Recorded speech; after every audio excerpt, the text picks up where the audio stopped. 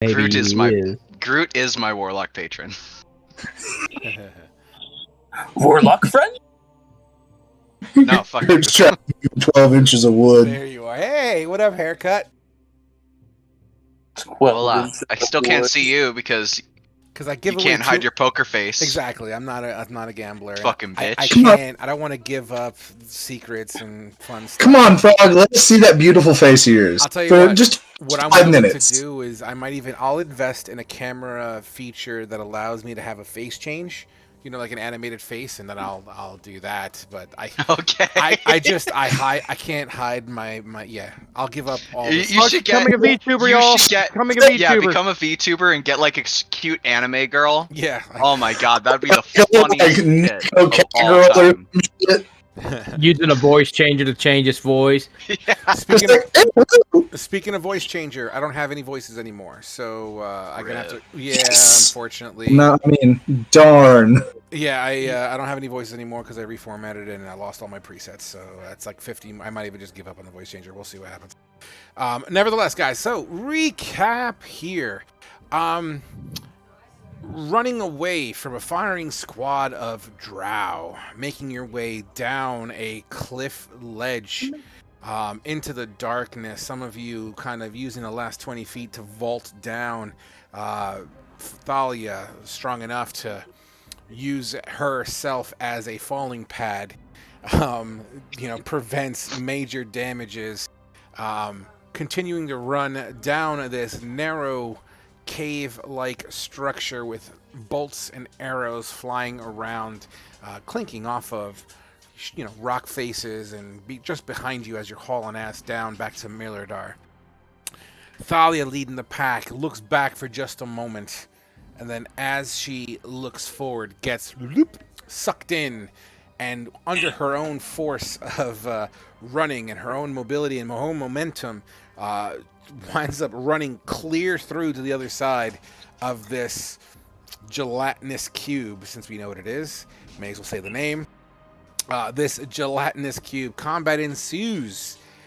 Unfortunately, Myth was taken into the unknown vertical ceilings to be slowly digested by acid.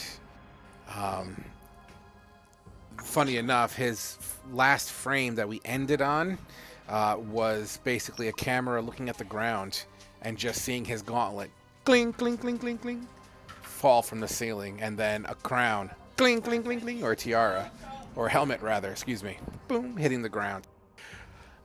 Moving back into Mirladar, making your way to the main gate that you guys entered in through.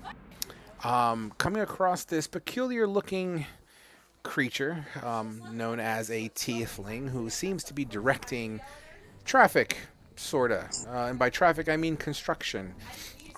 Seems to be commanding some sort of operation to repair this door, this back entranceway to the mountains.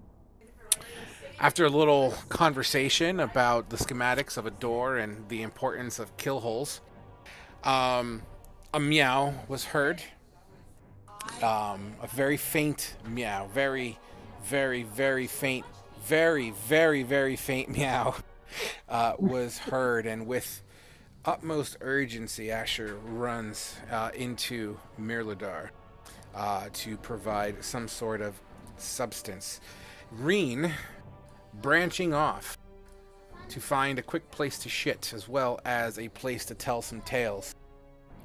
Unfortunately, because of the state of Mirladar, most businesses and establishments are in fact closed at this point in time. Every able-bodied man and young dwarf at the wall defending Mirladar from a very wicked force just beyond its reach, just beyond its walls.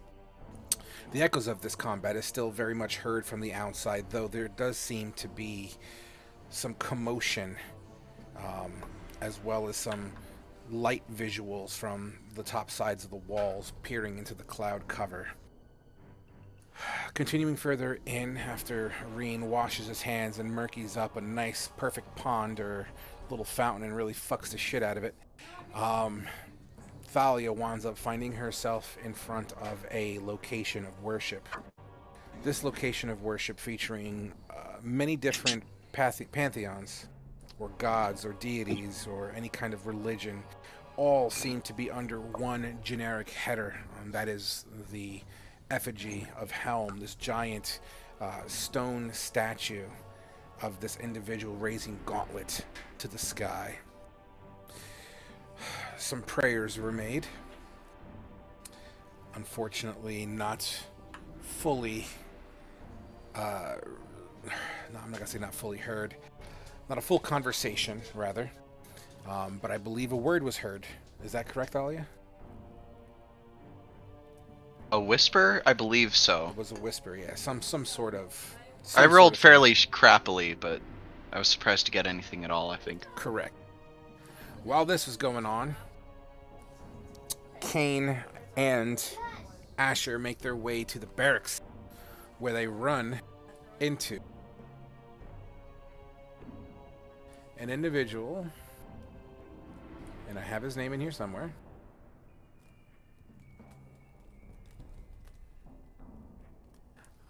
You son of a bitch. Where you met Lieutenant Tal Rune. Before getting to his office, realizing these barracks have turned much into a medical station where wounded dwarves lie spread over everywhere, bandages soaked in blood, eye patches, cuts, missing limbs, as it seems to have been converted to some sort of medical bay. After a slight conversation about Thrain Buffooned, asking questions in particular, he kind of spills some more beans, or at least makes it a little bit clearer, and drops the name Leonis Aber, who, according to the lieutenant, is a leader of sorts to these drow people. A name that you haven't heard until now. Although questioning why this is the first time you've heard this name, the necessity of shelter and food kind of drives the motive to ask for shelter, which was successfully given, under the understanding that in the event that these beds would be needed, that you'll be ejected from them and will be forced to sleep on the floor or some other location. Upstairs, a table with scraps, just kind of shambled about, still fairly fresh, just not organized, as if someone with great haste just either put this on the table to say, here you go, or just a random group of people just grabbing what they can in haste and making their way back to some sort of military effort. Asher, looking for any kind of ideas of a mercenary outfit, was made aware that they were probably currently indisposed because of, once again, the attack going on in Millardar. Just before you walk upstairs to get your rooms ready, or your bunks ready, Dillinger walks in with Reen shortly in tow, as it seems as if destiny has brought you all together. The only one missing at this current time is Thalia, which is where we're going to start tonight. Thalia, you hear the whispers. You're alone in this, let's call it church, for lack of a better term, or more of like a cathedral. It is very grand in scale. Sounds echo through here quite marvelously. The stonework is quite intricate. The statue, beautiful, almost flawless, of dwarven carvings, of dwarven make. Very squared off and runic as far as the pews are concerned.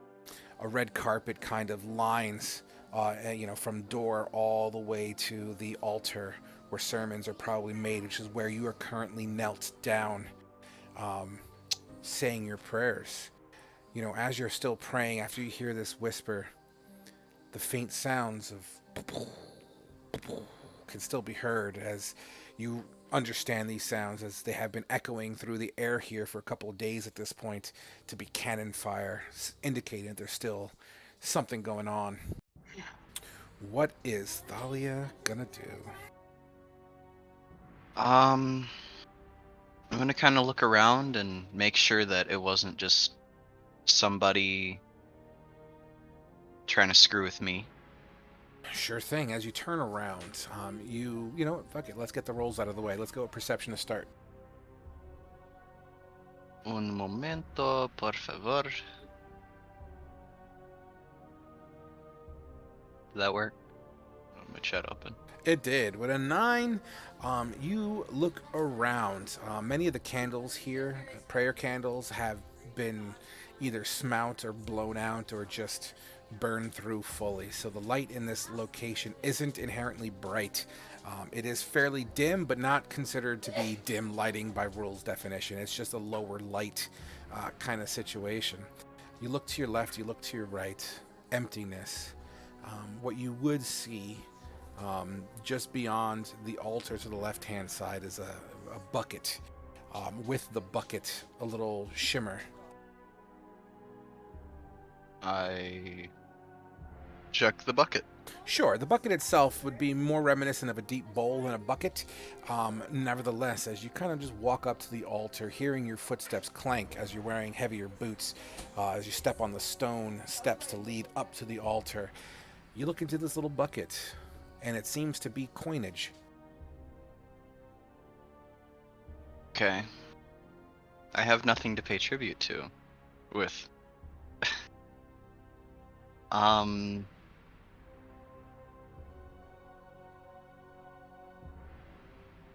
don't. It's like actual currency coin. Roll me a religion check. Just as a heads up, my pizza's getting here really quick, That's so fine. I will just step away for just a sec. Give me a 30-second heads up. Or is it like right now? Domino's just said he's pulling up, so whatever Okay. that means. All right, so with the 5 religion, it just basically looks like some sort of offering bucket. And yes, you look Oh. in, and there seems to be a decent collection of coin. These coins, although be it gold and silver, definitely are stamped, hand-stamped by a large hammer. Bink! And definitely reflect dwarven currency. I mean, you can't really do much with it. I'm not going to steal it, so.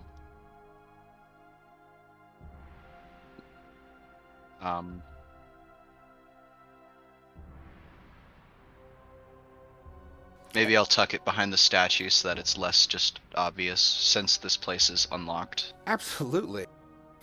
As you, that's you're a fucking lucky bastard. You know that, right?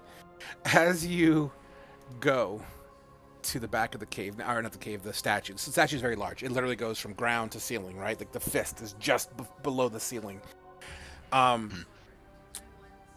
Give me an investigation check, please.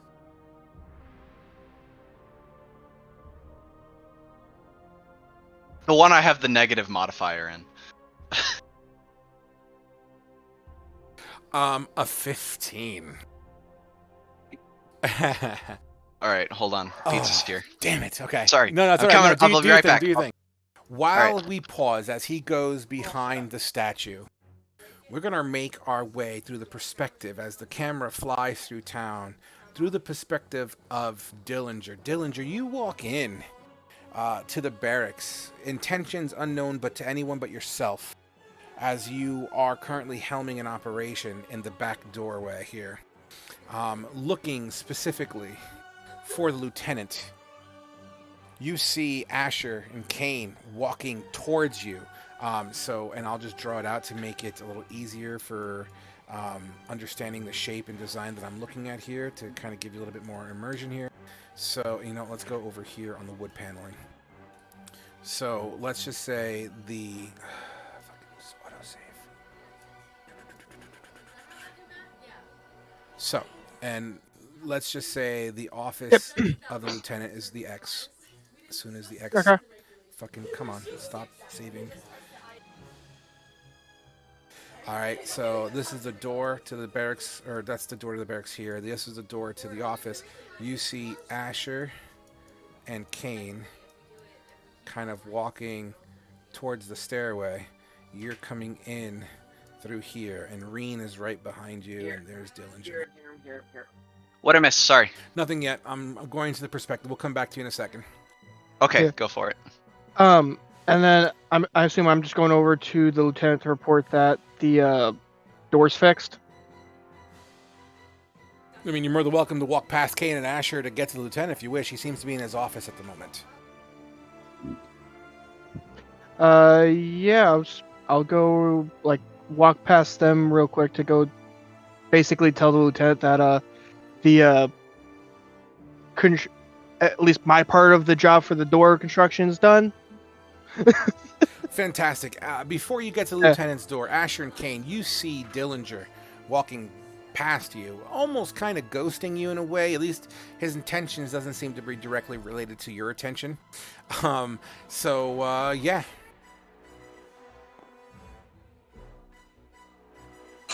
Was that what you're doing in character, Kane, or are you just trying to get No. your camera? I was trying to get my camera to focus.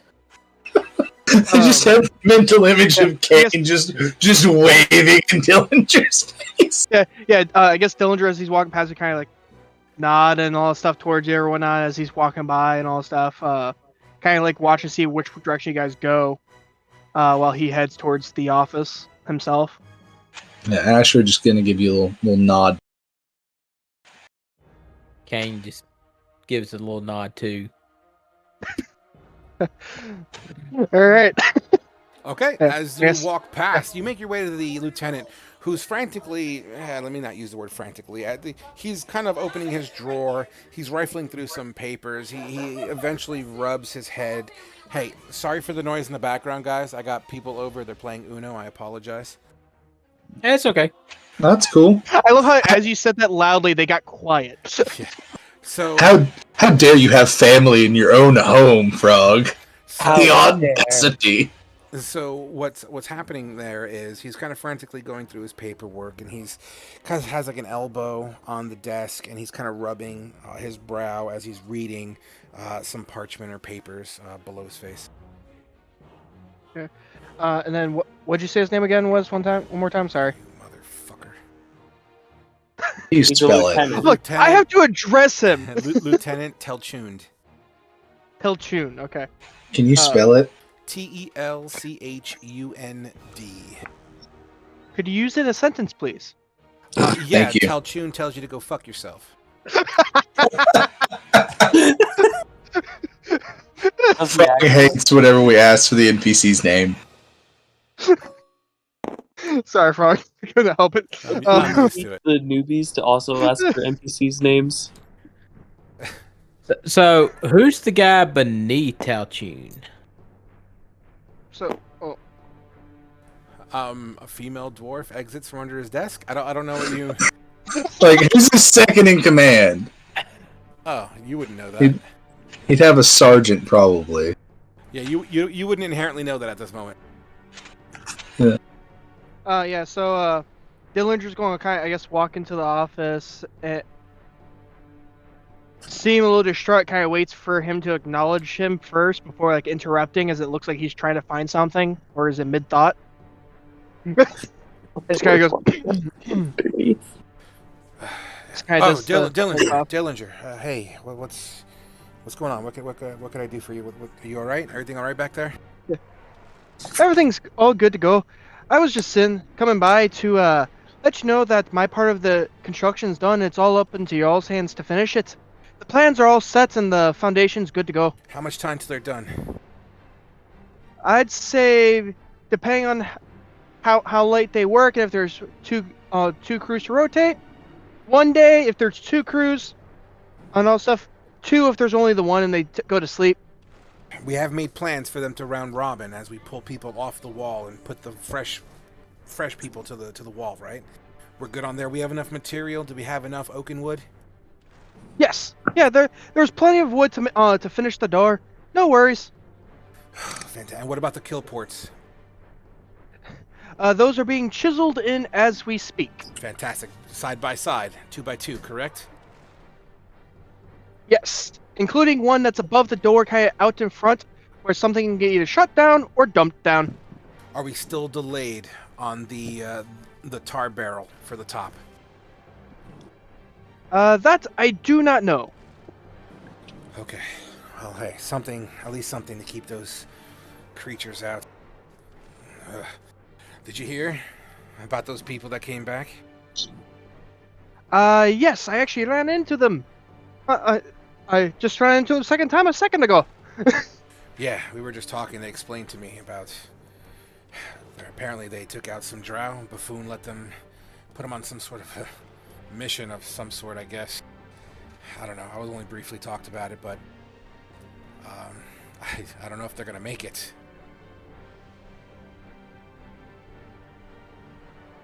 I mean, it is drow. They are in the cave. They're gonna be hard to face. Well, if they succeed in their mission, Buffoon's gonna be kissing their arse. I'll tell you that. Damn straight. So, nevertheless, so you're done then. Yep. My contract is all fulfilled. All right, here you go. As promised, as he opens up the drawer and kind of chucks you a small linen bag. It hits the ground at your feet with a large thud.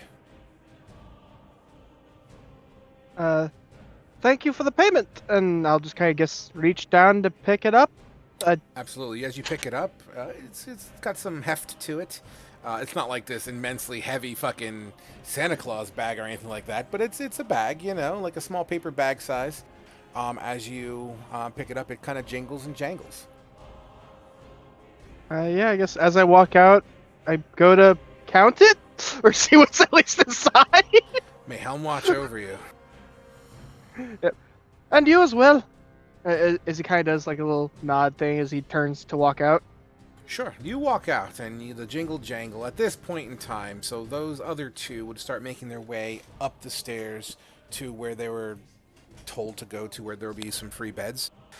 Reen at this point would kind of be in your proximity. Reen, you walk into this barracks, once again, fully carved out of stone. So it's not like it's made from stone blocks. It's like whenever the city was cut into this mountainside, they left this chunk of rock, part of the mountain, stay put, and they chiseled a hollow out of it and turned it into this barracks with windows and defensive structures in locations. So it's almost like a mini fort inside of a big city. You know what I mean? Yep. But you walk in, at this point, you would see your two cohorts go left and up. You would see Dillinger going to talk to the lieutenant. So there's about a minute or so where you're kind of by yourself, and as you look around, you see injured dwarfs, some moans and groans from pain.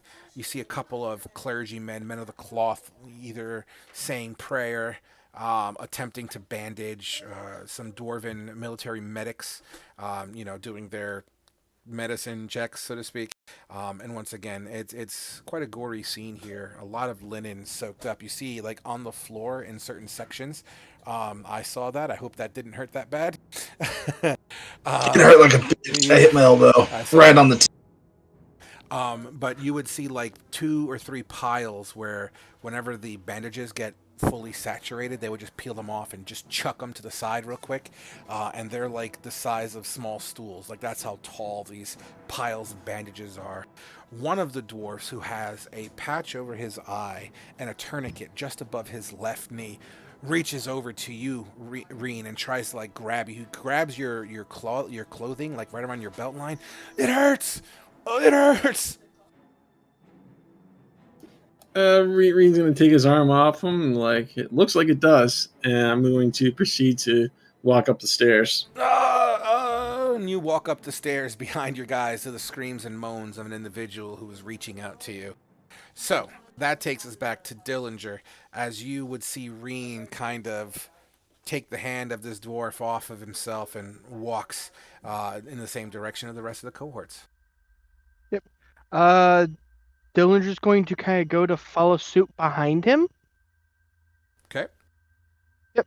Absolutely. You guys walk upstairs. The stairway itself, it's kind of like an L-shaped, and it's carved, once again, purely out of stone. So it's narrow, about, shoulder to shoulder as you kind of make your way up. It's, once again, a tunnel of stone, so every step you take kind of echoes and reverberates a little bit, to the point that you can almost hear your breath as you inhale and exhale. You get to the top, and the first thing you see is just this line of beds, double beds, barracks, And many of the white sheets have been pulled off. You see a lot of pillows with no pillowcases, almost as if they're using it for some reason. But there are still like a handful of bunks that still feature some sort of linen or covering.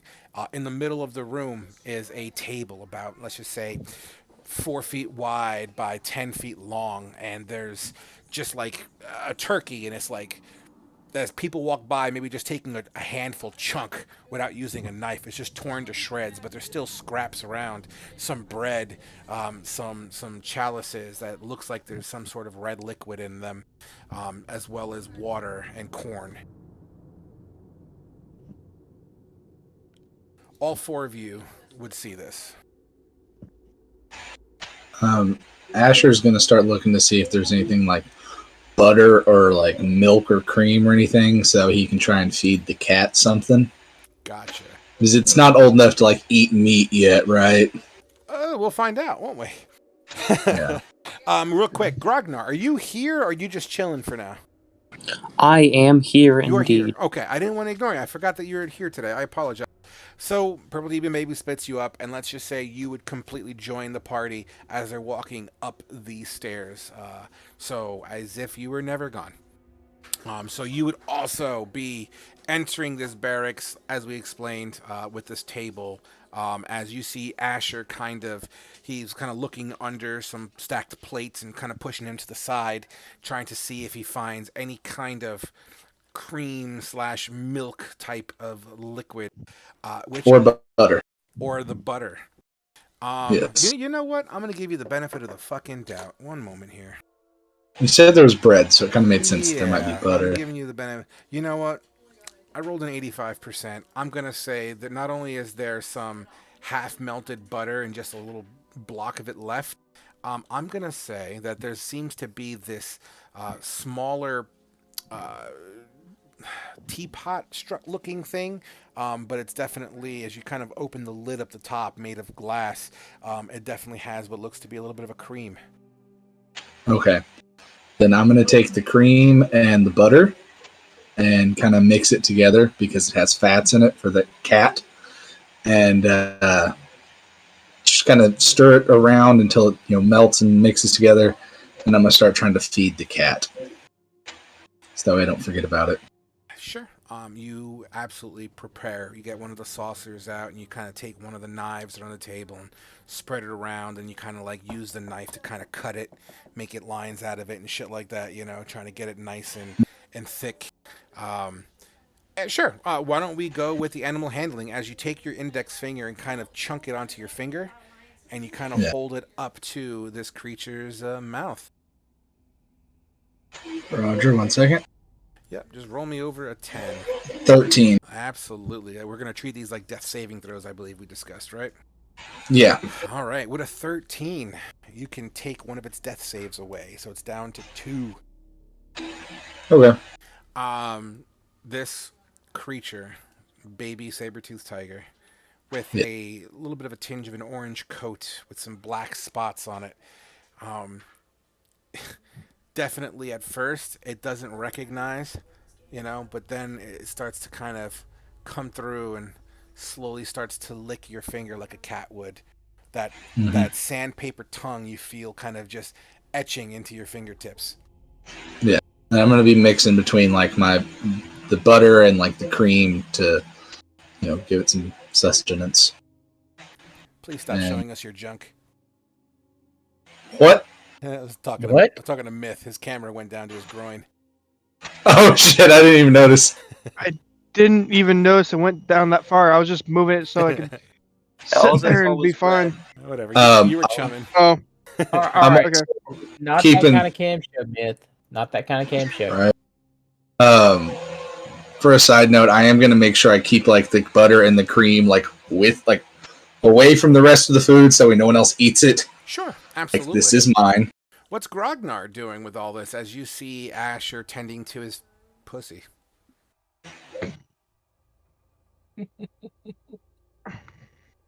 Grognar surprised Big Kitty survived. Don't know how, but you are a good man. Pats him on the shoulder. Good, Skinny Man. Please don't touch me. Okay. Ugh. No touching, Skinny Man. Got it. There's still some issues between Grognar and Asher that we haven't had a chance to work out yet. And some permanently unresolved issues of myth. Yeah. Anyways, hope you can help Grognar translate this book. Maybe later once you're done feeding. What book? Oh, the metal book from the dwarves? Yes, you remember it, right? I'll look at it later. You seem busy. I will leave you alone. Has Thanks. anybody seen Pretty Lady? Her name is Thalia, Grognar. Calling her pretty lady is insulting. How insulting.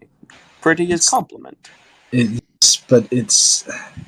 she has a name. Her name is Thalia. You should use it. Calling her pretty lady makes it sound like you're objectifying her and that her only use is that she's pretty. Then what about you? I call you Skinny Man. That implies you're only good at not eating. I don't much care for being called Skinny Man either. But what about Old Man? He doesn't seem to bother. Wait, pointing at Green. We have names, Grog. You don't hear me calling you Greenskin or other things. I mean, it would make sense. Fuck me. And Asher's just gonna go back to messing with the cat. Absolutely. Dillinger, you're alone in a barracks upstairs with some new faces. With your contract done and your bag in your hand, what do you wish to do?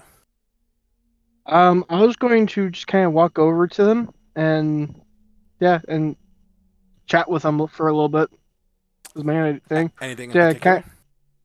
I was going to see what their plan was next, and if they have a person tag along. Let's talk to Skinny Man and Pretty Lady. They are the two people that make the big decisions, as far as I know. Grognar don't make decisions; he follow. He's a work in progress. So I see. Ooh, you have a funny accent. Interesting. I honestly didn't hear what you said. Yeah, I didn't either.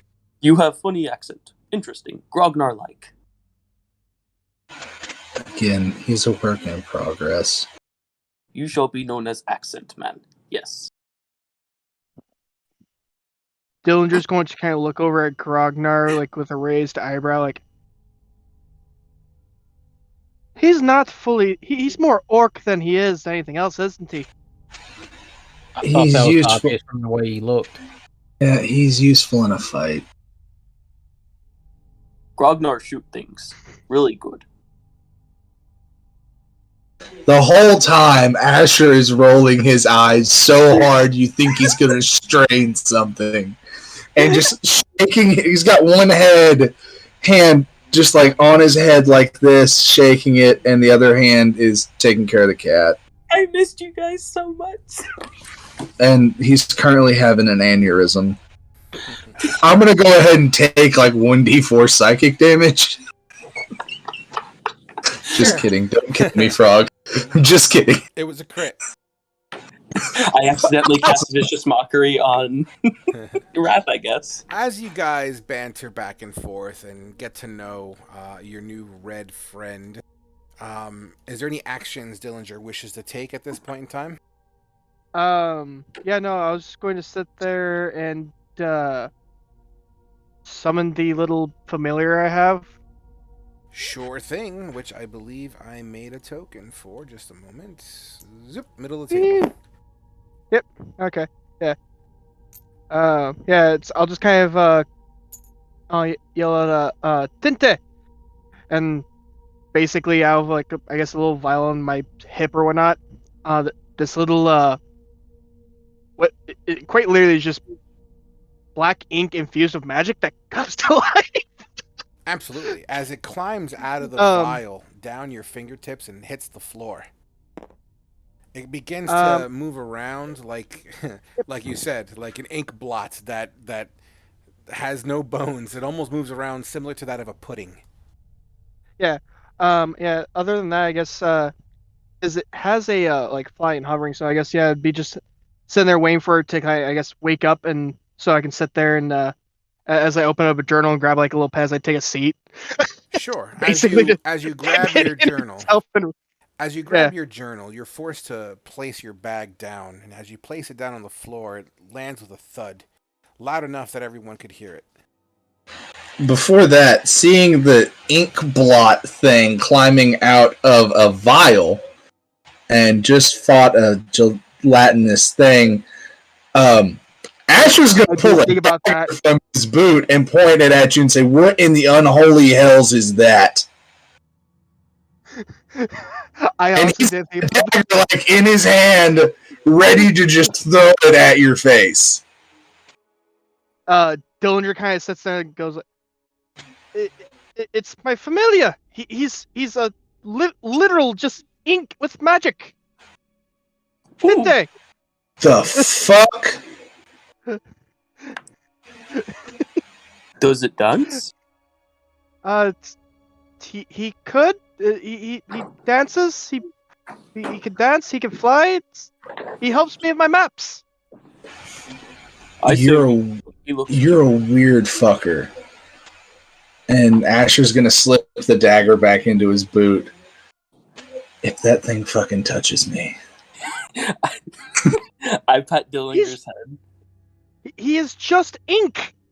Where's Kane in all this? I mean, you're clearly a participant in this conversation. Yeah. What is Kane going through at this moment? Kane's just sitting back watching the back and forth between these two, like, why is this a problem? Why is what a problem? No, this is our internal thought. Oh, okay. Like, what? I don't understand. Like, I think Asher's scared of liquids. Are you? Go ahead. And he's just sitting back, being quiet and just kind of, you could say, absorbing it all in as he watches Asher ask him about the ink thing. Are you helping yourself to some of the scraps on the table? Actually, yes. Absolutely. You probably grab some bread, chunk of the meat, looks like turkey, kind of throw it on the bread, fold it in half. You go to reach for the butter. Asher kind of smacks your hand away, saying, "No, my butter." Yeah.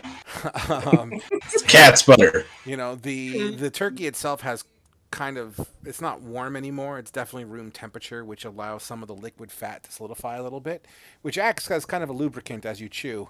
And you kind of bite into it, and it's flavorful considering its situation. Kind of still juicy, even though it's room temperature, but it is refreshing, and your tummy gets satiated. That being said, as you guys bicker, rant, and rave, and kind of partake of the meal and start to kind of slowly unwind, let's actually just quickly touch base with Reen, as you also see all this shit going on. What is Reen all about during this time? Reen's just gonna walk up to the table. You know, he's gonna grab the bread.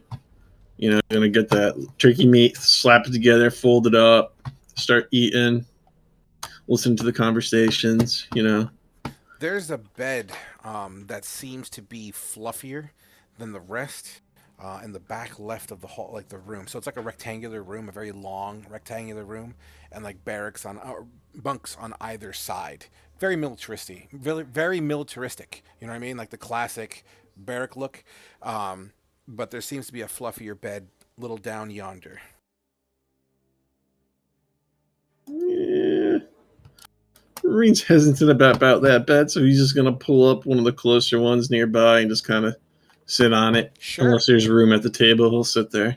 There's no chairs, unfortunately, but there absolutely is bunks. Are you gonna be top bunk or bottom bunk? Reen's gonna go right for the top. Sure. You kick yourself up there and sit back and start chewing on your sandwich. Pretty straightforward. As he's chewing, he lets one rip, and he continues to chew. As the camera pulls out of the window of the barracks and flies across town, looking at these huge cathedral doors, enters in to see Thalia placing this donation bucket or bowl kind of behind the statue legs. It doesn't appear to be a location that is frequently visited, as the amount of dirt and debris, kind of, dust and whatnot, seems to be thicker than everywhere else. Seems like the cleaning lady doesn't quite get this spot that often. But as you kind of reach behind to kind of place the donation bin in a hide, in fact, why don't you roll me a stealth? See how well you hide it. Okay. Hold on. Wow. Wait, does that apply? Because, well, We're gonna just keep it easy. It's I fine. mean, it's not like I'm trying to be quiet about it. I know, but you're trying to hide it, so it's not about you being quiet. I'm looking for your ability to hide it well. Yeah, but the disadvantage is employed via stealth, or because of my heavy armor. Yeah, Not that because. definitely sounds like a you problem. Regardless of which, you Okay. still rolled a 1. Okay. So with Actually, I rolled a 19 right there. if it was All advantage, gray yeah. there. Right there. It says 19. So with a 1, I don't see red very well. So with a 1, you kind of, it's you bring your hand in there almost at full extension, and you can't quite see the shelving. You kind of feel around for it, and you finally feel a spot that it looks like you can place this thing. But because your eyes aren't directly looking at where you're placing it, your hand brushes across something cloth-like as you place the bucket down on this little lip behind the statue. Okay, I'm gonna head around and see what the hell I just touched. I mean, you can't inherently fit back there, the way it's squeaked in there. Okay. Yeah, so your arm can fit. It's almost like there's a compartment back there, and as you kind of reach for the cloth and you try to give it a tug, roll me in athletics, please. Okay. My first roll of the night. Here we go. Nice. That's a little better. You pull. You in your hand is a piece of cloth. You brush against something hard and metallic upon ripping the bag or cloth. Can I look at what I touched? Like I said, you can't. Or can I pull it out? Can I pull you it wanna out go or back something? for it and try it again? You absolutely Sure. do. You put your hand. I guess I'm not entirely understanding like how everything's laid out here. I'm having a hard time visualizing what's going on. All right, we'll go to the pen. 1 second.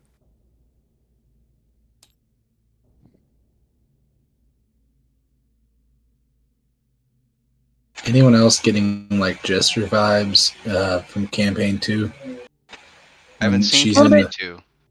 Oh, I haven't watched it either. Not in full. So, okay. Imagine if this circle is the circumference of the statue, right? Where are we drawing at? By the statue. By my statue, my DM statue. Okay, coming. Yes, I see you.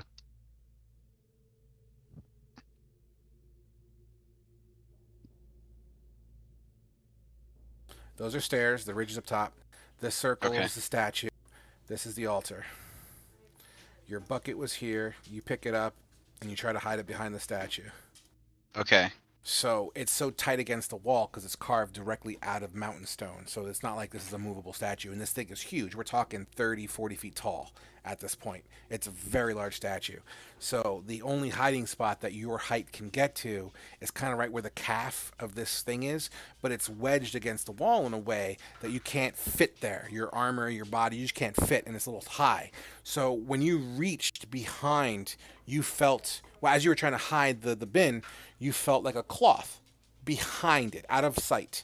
And you pulled, try to loosen it up, and instead of grabbing whatever was in the bag, you wind up ripping the bag, indicating that it's kind of snug back there. It's kind of stuck.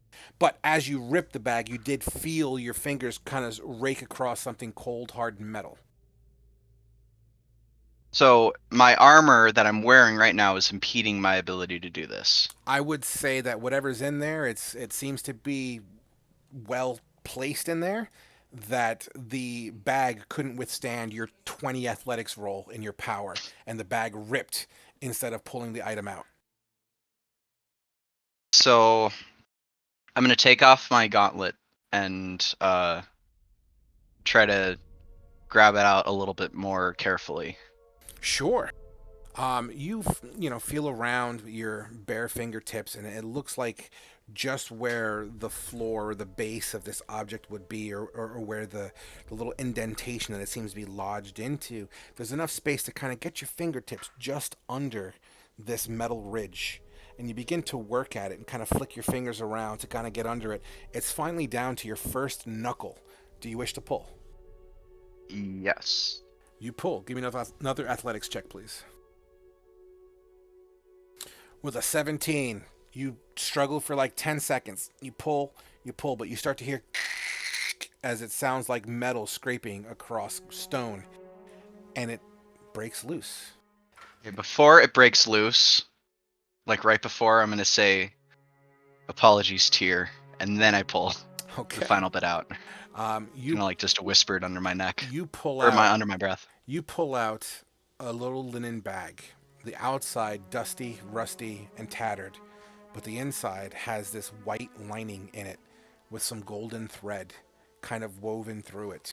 The part that you ripped off, you see a silver. You see something silver and metal. If you were to feel it, it's cylindrical in nature.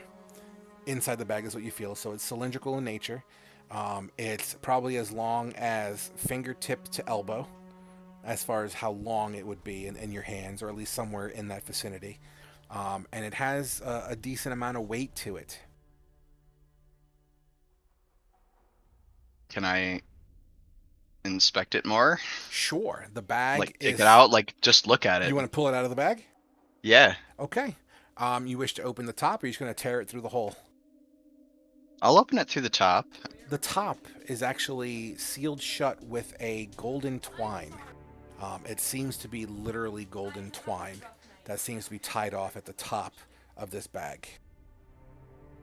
Can I untie it? Absolutely. You untie the twine and it comes loose. The bag opens up, and there you see, as the bag slowly falls with gravity around the outside of this thing, metal fingers. Does it appear to be like a plate gauntlet? As you continue to pull it further down, it does appear to look like a plate gauntlet. Roll me a religion check. Okay.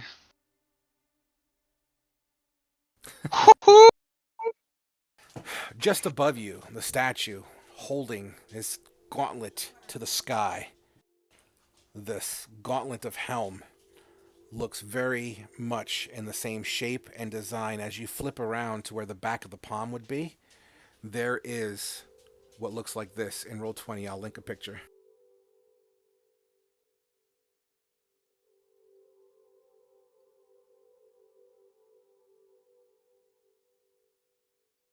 You identify it clearly as a gauntlet of Helm.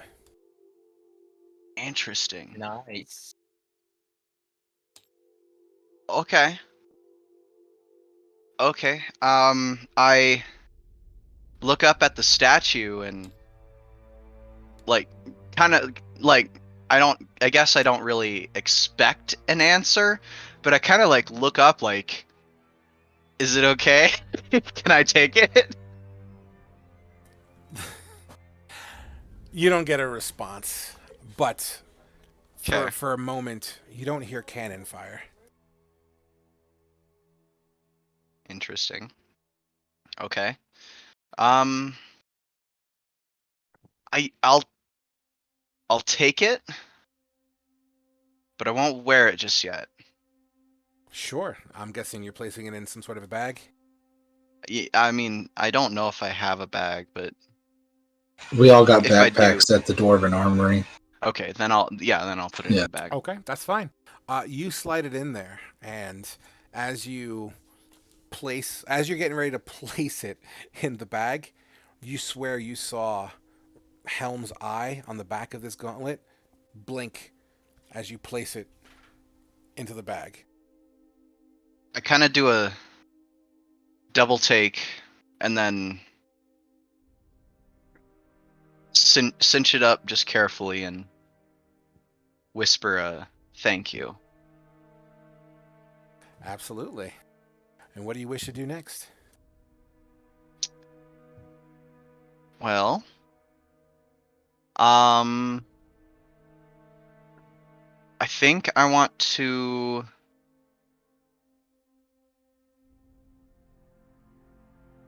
I think I'm tired. I think I'm gonna try to find maybe some place for me to sleep within the chapel. Within or the chapel. cathedral, whatever. Sure. You got nothing but space. I mean, Well, yeah, but if there's like a designated sleeping area for the people who live and work here. On the other side of the statue, so you saw my picture. I already deleted it, unfortunately. I'm sorry, but in that same layout to the sides, just after the steps that lead up to the statue of Helm, there are doors on either side. As you push one of them open, and it kind of creaks open a little bit, you look in. It does seem to have some degree of a living quarter on it. What do you call a rectory? Is that what you call it? You know what I mean? I think I know what you're talking about. Where Yeah, the guy lives. Yeah, so it seems to have some degree of living quarters behind there. Yeah. Okay, I will take a seemingly unused or vacant bed, whatever comes first. Absolutely. There's that one room leads into two separate doors, and one of the doors does feature some sort of a bedroom type of situation. Okay. And enough to make yourself comfortable. Is there a fireplace? There is not a fireplace here. Okay.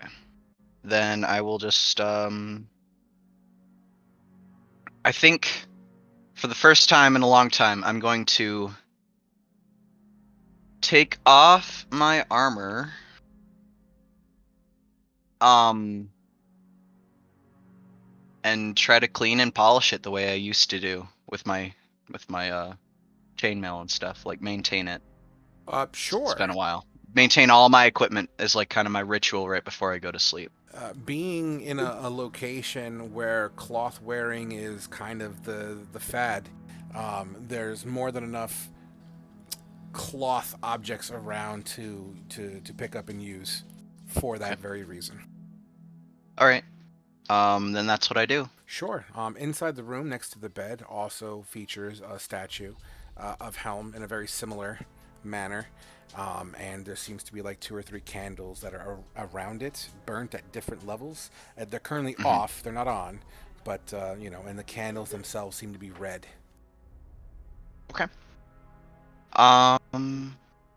Cool. I'm just gonna maintain my armor and maybe light some candles, but get ready to sleep. That kind of thing. Do what I haven't done in a long time and kind of get back to that ritual that I did. Fuck you, Asher. Kind of get back to that ritual that I was doing before we really started hardcore adventuring. Try to recenter myself, get back to some sort of ritualistic lifestyle. Absolutely, 100%. Other than that, once eventually I'll go to sleep. Sure. As you prepare yourself for the long rest, or actually the full rest, hopefully, we'll see what happens. We go back to the barracks, where Reen at this point is probably ready to fall asleep. Where's everyone else at, as it seems like you're all gearing up for some sort of a rest?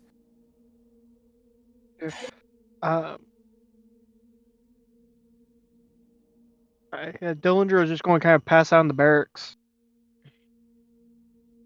Absolutely. You find a bunk, you hunker down, your book is open and across your chest as you kind of fall asleep mid-sleep or mid-writing. Kane's just gonna look for a spot to lay down and go to sleep. Sure. You do so. You grab a bunk, it seems to be free of any kind of debris or anything, and You lay your eyes down. What about you, Ash? Asher is gonna sit up for a little bit and kind of just do his usual thing of keeping watch. Still kind of in that like on mode, and just relaxing with the cat. And then after about an hour of that, he's gonna get up and actually go outside, make his way downstairs and try and go outside of the barracks and look around to see if there's any type of like alleys or anything like that. It's absolutely all right. So let's do this first. As you get up after your hour, you're taking care of the kitten. You're doing that kind of thing, making sure it's nurtured. You stand up as everyone is sleeping, and you begin to walk towards the stairwell. But before I'm gonna go to the Grognar real quick. So Grognar, are you asleep at this point, or are you awake? I would stay awake for the first bit of the long rest, and then just kind of watching over everyone, making sure nobody needs any help, Sure. and try and help downstairs a little bit. So before you leave, you're kind of just hunkered down, sitting and just, I don't know, twiddling your thumbs or just kind of thinking to yourself or maybe reading your book. You see Asher just kind of stand up, doesn't quite acknowledge you as he leaves the room, but you see him walk downstairs, or at least attempt to walk downstairs.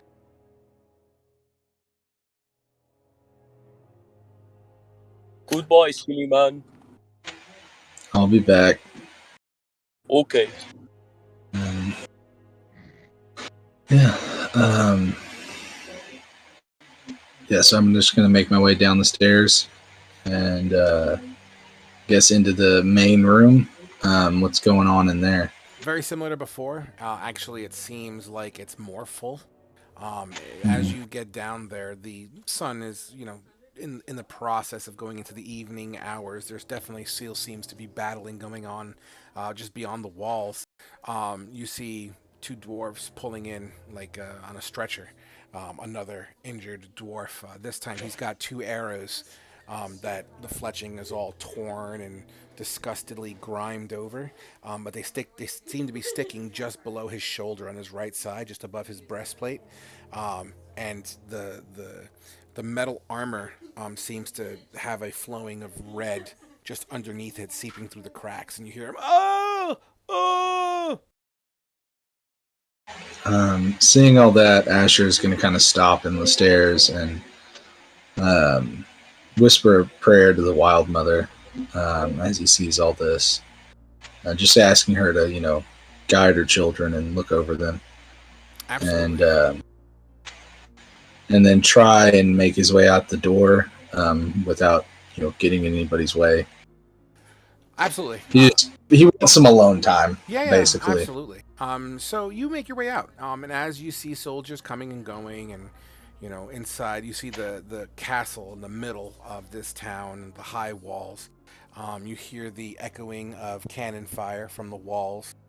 You could faintly hear "Rah, rah," like the battle cries and whatnot happening out in a field somewhere. The city is your oyster at this point, Asher. So you tell me. Speaking of cannon firings, I remember we felt the vibrations in the tunnels. When those cannons go off, do you feel the ground shake at all?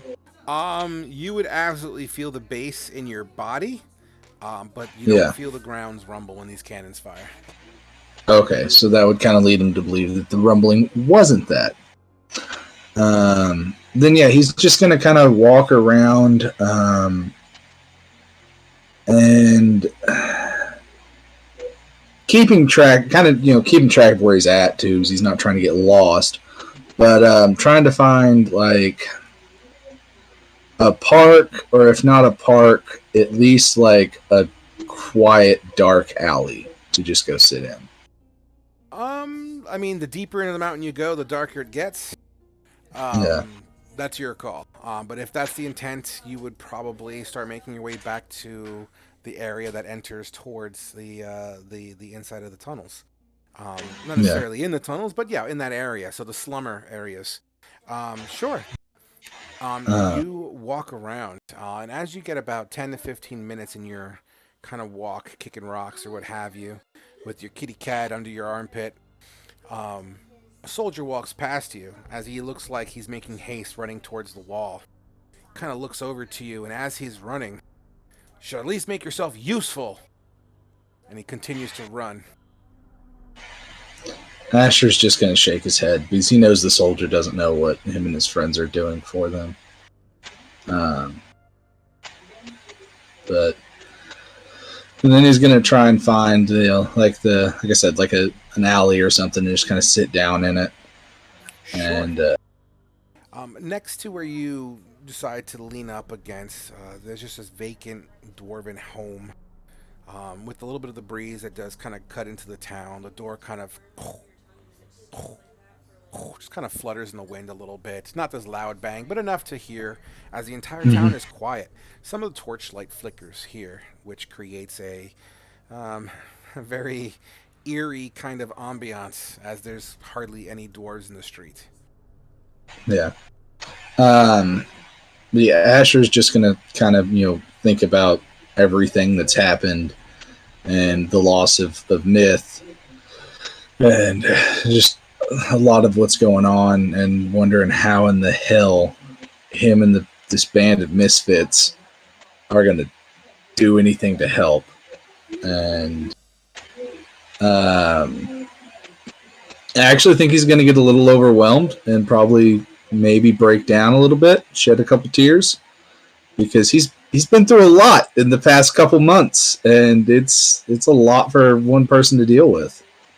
As you enter a mild down thought process, you begin to, in the privacy and in no line of sight, in the dark, you begin to shed a few tears, which the camera will pull away from as your teardrop hits the ground and goes and speeds through all the spots that you walk through, with focusing on Grognar's face. You make your way downstairs, Grognar, to see what everyone has seen as more dwarves get pulled in, arrow wounds. You see, at this point, you see one of the medics like putting his foot on the belly of one of these guys and just tug of war pull one of these arrows out of his chest. I will offer to help find my clothes as bandages as I see they're running out very quickly. Sure. Offer my coat and my shirt. Sure, you start shredding it, and you hear as it echoes into this room. One of the individuals that are currently changing out some linens, and basically he's changing out a linen where he seemed to have lost his arm just below the elbow, and he's changing out these linens. And he kind of reaches over to you with an open palm, like, "Give it to me." I hand it to him, and he starts to wrap this dwarf up. This dwarf looks very pale.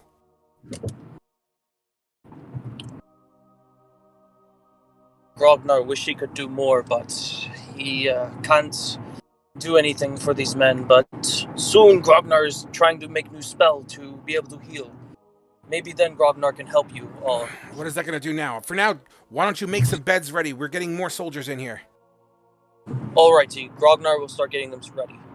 And I'll go off and start getting more beds ready for them. You see all the beds downstairs are full. I start heading upstairs. Sure thing. There's about 20 to 30 beds up here, bunks, 15 on either side.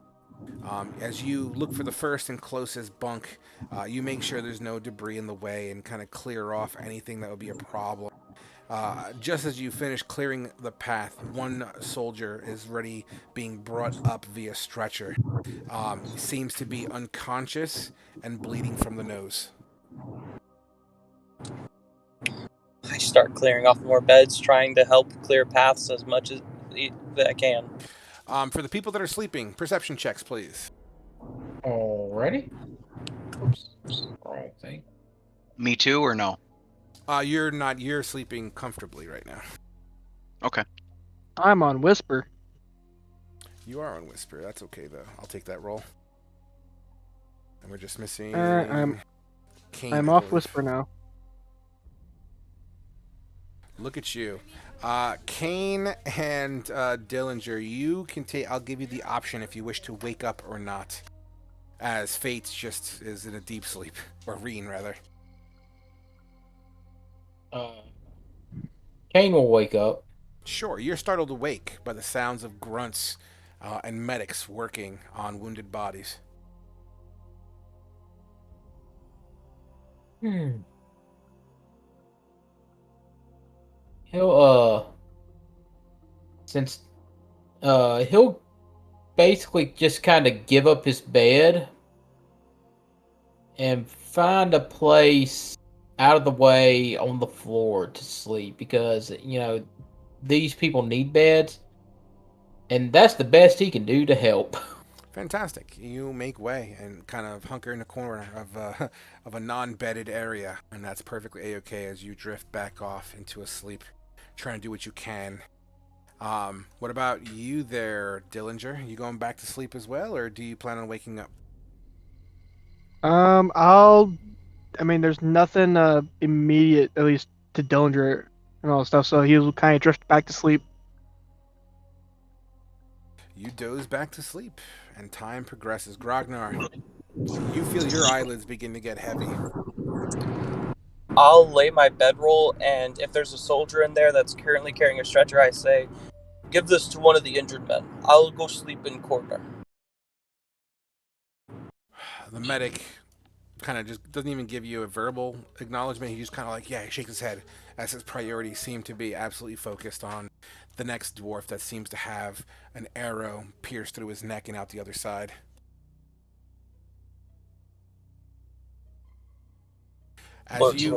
As you make your way to your sleeping arrangements, you drift off.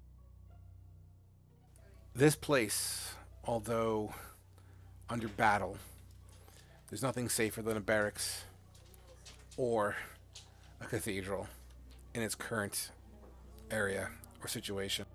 You all gain the benefits of a full rest, which is basically a long rest in its original form. Everyone roll me. Let's call it a D4 this time around, as this place is still under siege. Whatever you roll in your D4, you can add that as temporary hit points. Nice. Did we level up? Oh, that's a good question. Did you level up? Because I know you said we were level 5, but not yet. Yeah. You're currently level 4s, right? Yeah. Oh, I guess you're level 5. Yeah. All right, so why don't we take our 10-minute now? Actually, let's make it 15 so everyone can thoroughly do their level up. So let's say we'll meet back and hit the books. Let's call it fuck it. Let's just take it to 40. We'll make it 17 minutes because I got to do the bathroom anyway. So at 8:40 or 40 after the hour, whatever time zone you're in. And we can use another hit dice roll now too, right? Just to top off our health, as opposed to just getting the. Well, you're gonna get full HP anyway on a full rest. Sweet. Yeah, you regain your hit dice. You recover all spell slots. You recover from all points of exhaustion. You gain the full rest boon, which is the D4. The safer and the less hostile the environment, the higher die I will let you guys roll. In this case here, because it's under siege still, I'm only giving you guys a D4. But if it was like some place like that was completely safe, let's say the heart of the Holy Empire, where there's like nothing going on, I might make it like a D20 or some shit. You know what I mean? In comparison. But yeah, so full rest, you get everything back. Full HP, full everything. But you only still get... actually, it says here you gain all your hit die. So you can go ahead and take all your hit die back. So, I'm going to use my DM inspiration to get full max HP. HP on this? Same here. Your son can do that, 100%. I'm at 60 HP now. Sweet, yeah. That just means I could hit you harder. I knew you'd love it, Frog. All right, well, I'm going to use the bathroom. Go ahead. For the HP thing, if we're doing that, I'm using my DM inspiration for that as well. Okay. Where it has HP and then it has the blanks, or like the spot with the 2 arrows, that's where I would just type in like 10, right? Blanks, the spot with 10. Yeah, yes. You just manually put it in. Okay, you want me to share my screen real quick so y'all can see what I'm talking about? Yeah, just in Yeah, case. you can go ahead. I'll look at it and make sure. Yeah, just It's what you're talking and about. just by the remember way, not to Asher. do not add your Constitution modifier to that fill in blank because the sheet Yeah. will automatically do it when you process your level. I forgot how to level up. It's been so Can y'all long, man. Jesus Christ. Yeah, I can see it.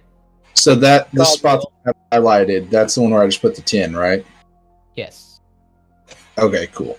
Thank you. Ribbit. All right, I will be back. And worst case scenario too, you could leave it blank, and just on when you get to your main screen again, you could just manually Mhm. change your health on the Roll20 character screen. Okay. But because I'm Bloodhunter, that I've been doing all this manually. Yeah, Nice. unfortunately, Roll20 doesn't have an official book for Matt Mercer stuff. But they should. They should. I believe D&D Beyond does. Roll20 does. Yeah, they D&D do. Yeah, D&D does. Beyond us. I mean, honestly, if I wasn't a couple hundred in on Roll20 already, I totally would just start doing D&D Beyond stuff, but I can't just turn down the couple hundred I already threw into this fucking shit. I know Yeah. how you feel. All right, well, I'm using the bathroom now. 15 more minutes, guys. I'll be back. So when do I tell Frog that I kind of can't do my level up because I'm not at my computer? You can tell him that when you can tell him that when he gets back. That Oh, way guys, he can ring you out. Guess what? I have a new way for us to take safe, short rests, and even long rests, I think. I have to check the wording on the spell. I know the spell Rope Trick now. Okay. It I lets know me of the spell. I've never actually read it. it lets me create a pocket dimension that we can use a rope. That all I have to have is a length of rope, and it lets me create a pocket dimension that's hovering above the air at a certain distance on the rope. We climb up it. It can fit up to 8 medium-sized creatures in there, plus all of our shit. And I think it lasts for anywhere between 1 to 8 hours. And while we're in there, it has a little, it can't be seen, and the only way you can see out of it is through the doorway. And but creatures can't see in it. Spells can't pass, like attacks can't pass through it, or anything like that. So like we would have a complete little safe bubble for that time, and then all we have to do is pull the rope up, and no one could climb up to it. It's basically a buffed Leoman's tiny hut. It's actually like a really, really super nerfed Magic Mansion thing. See, I hear what you just said, and the first thing my brain went to is like, okay, so somehow I assume this is a level 3 spell slot? No, it's level 2. It's Gloomstalker magic yeah. that you get to Ranger level 5. How many levels 2 spell slots do you have? 1 or 2. Okay, if you had 2, this just makes me, because it's every 8, it lasts for 8 hours. My brain I'm then not goes, sure how long it lasts. I have to double check the wording on the spell. okay, I was gonna say, if it lasts for 8 hours, you just sit there, cast that, we somehow trick like some monster or something to go inside it. We leave it in the pocket dimension. Every 8 hours, we just create a new one for it to fall out of the old one and into the new one.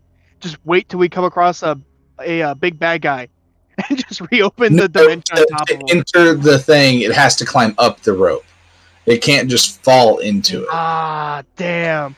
Yeah. I'm sitting here like, all right. Every 8 hours, if it lasts for 8 hours, you just sit there and use one of your 2 level 2 spell slots to keep it in prison, basically, until we need to just drop a random mob onto something. I picked up Summon Shadow Spawn for when we need to get the fuck out. Should I do Healing Spirit or Pass Without a Trace? Do you want to be able to heal people and a shit ton of people, or do you want to be able to make sure nobody gets hurt? Yeah, that's my thing. It's because it's either we can be better at stealth because we'll get a +10 to our stealth, or I can heal people better. If you heal people, you heal everyone downstairs, I do believe you would get Emeritus Deed. Well, this is going to be my only 2nd level spell for a very long time. So I would take I the cell. personally would say get healing spirit because we lack healing severely. this is true. But we also have 2 people clunking around in heavy armor. Thalia, Reen, what do y'all think? Thalia, if you're talking, I can't hear you. Do what you want to do. That's I'm wanting advice though, because I don't know which one. I think I like both of them. Are you taking ranger or are you taking cleric? I'm a ranger this level, so that way I 6th level is whenever I'm taking my dip into cleric. So Ooh. Um, Not that. I don't know. I'm not going to be taking any more paladin levels for a while. I'm only getting my 2nd level into fighter right now, so I'm not getting much. I'm deciding whether or not I take a feat or ability score. If I do take a feat, one of them I'm considering is healer, which allows me to stabilize people with the use of a healing kit. yeah, and you can heal However- them for a D8 plus their character level. I don't know about that, but Yeah, with the Yeah, healer it's feat and the I healer think kit. it's a D4, not D8. But No, it's a- yeah. the it's other a half D- of As it. an action, you can spend 1 use of a healer's kit to tend to a creature and restore 1d6 plus 4 hit points to it, plus additional Okay. points equal to the creature's Yeah, okay, maximum that's what number it of hit is. dice. Yeah. Creature can't regain hit points from this Because- again until it finishes a Yeah. long short rest. You get Yeah, to slap because, things upside the head of um, a healer's kit and make them wake up. Yeah, one of the guys on the Tuesday table has the healer feat, and it is fucking clutch. Oh yeah.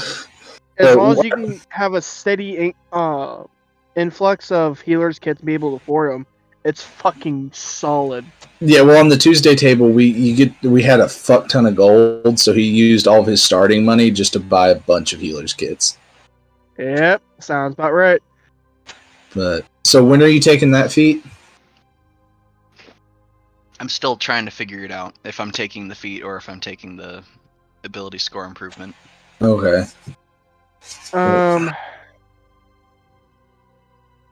Eh.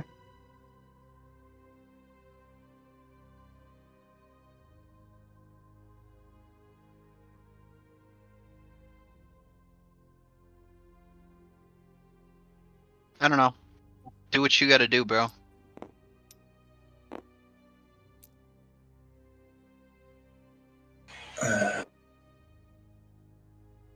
So the healing spirit only lasts for 1 minute, and it can only heal. It heals a D6 plus my spellcasting modifier. Or no, it only restores 1d6 hit points, and it can only heal up to 4 people. Doesn't Off quite at D6 or 1d6 per? 1d6 per. Read the spell. I don't have it in front of me, so Until the spell ends, whenever you or a creature you can see moves into the spirit space for the first time on a turn or starts its turn there, you can cause the spirit to restore 1d6 hit points to that creature. No action required. The spirit can't heal constructs or undead. The spirit can heal a number of times equal to 1 plus your spellcasting ability modifier. A minimum of twice. After healing the number of times, the spirit disappears. As a bonus action on your turn, you can move the spirit up to 30 feet to a space you can see. So it only lasts for 1 minute. It only does 1d6 of hit points, and it can only ever heal 4 people because my spellcasting modifier is a 3. But you plan on upping it. Not for a long time. due to its limitation of only being able to heal up to 4 people and for the limited amount, it's like 1 minute's 10 rounds of combat. It could keep you But- alive, but that's about it. It might be able to keep you alive, but I see the stealth one being able to be used more often, more frequently. Yeah. Especially seeing how the fact do you actually know if you have only 1 or 2 level 2 spell slots? Double check. Pulling up D&D Beyond right now. Yeah, Because I if you have have actually built two, out to level 5 Yeah. on D&D Beyond. yeah, if you have 2 level 2 spell slots, I would say the stealth. If you only have one, I would say the healing. All right, at 5th level, I'll have 2 second level spell slots and 4 first level spell slots. So personally, I would do the stealth, as you'd be Yeah. able to also use that more often outside combat, and you have 2 chances to use it. Meanwhile, the healing one, it would primarily be used in combat, and you might not have. Or Well, is it going to be your only level 2? I'll have 4 healing. I'll have 4 spell slots now, so I could always save at least 2 spell slots for cure wounds. Yeah. Yeah. Oh, yeah. Yeah. So, and especially if you cast Cure Wounds at like a level 2, it gets a bonus to the healing. It does 2d8 plus 3 instead of just Yeah. 1d8 plus 3. So Yeah. So I would take the stealth. yeah, well, because then also whenever I take my cleric level, I'm going to get more healing options too. So, and I'll get more first level spell slots, so I can cast even more cure wounds. Thalia, make sure you add that Gauntlet of Helm to your inventory, please. Because it's not letting me drag it into my inventory thing. Yeah, because it's not, and it's something I've dreamt up. I figured that out when I tried to look for it. Yeah, give me a second here. Do you need me to show you the thing again? Because you might have to put it in manually. Hey guys, I'll be right back. Okay. I can pull it up if it remains in the unclaimed spot. I'm still trying to figure out what I'm leveling and stuff. Wait a minute, you see it in the unclaimed spot? Yeah, it's sitting unclaimed right It now. automatically links it. Ain't that about a bitch? That's Yeah. cool. I didn't know by hitting this button does that. Cool. Nice. Glad I could be helpful. Yeah, no, I appreciate it. I learn something every fucking day. And Did you see my message to you? I did, and I don't know why I would tell you that freely. Okay, I was just wondering because I haven't had my retainers for a while, so I feel gimped. Yeah, no, I get you, and I mean maybe. Okay. All right. No worries. I'm not gonna take the healer feat, by the way. Not this time. And then I'm gonna send. You're going to get us all killed. I'm gonna send Asher a quick message. I didn't multi-class into cleric yet. I'm still ranger, if that was your question. It is not. Okay. I have 55 health points now. Fuck yeah.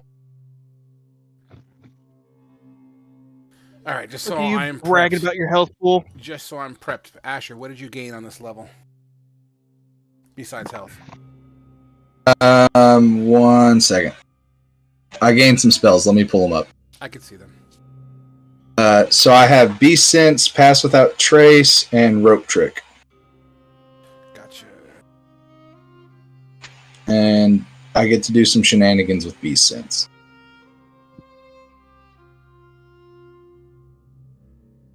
I get to cast it once a day without expending a spell slot.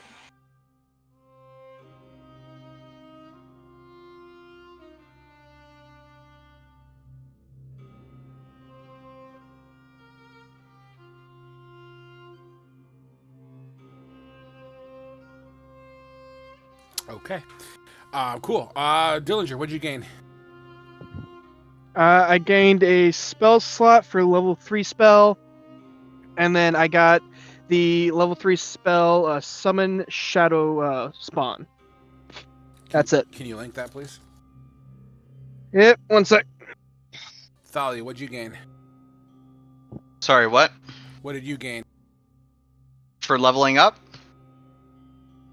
Or what are we talking about? I don't know. I'm still looking through my stuff here.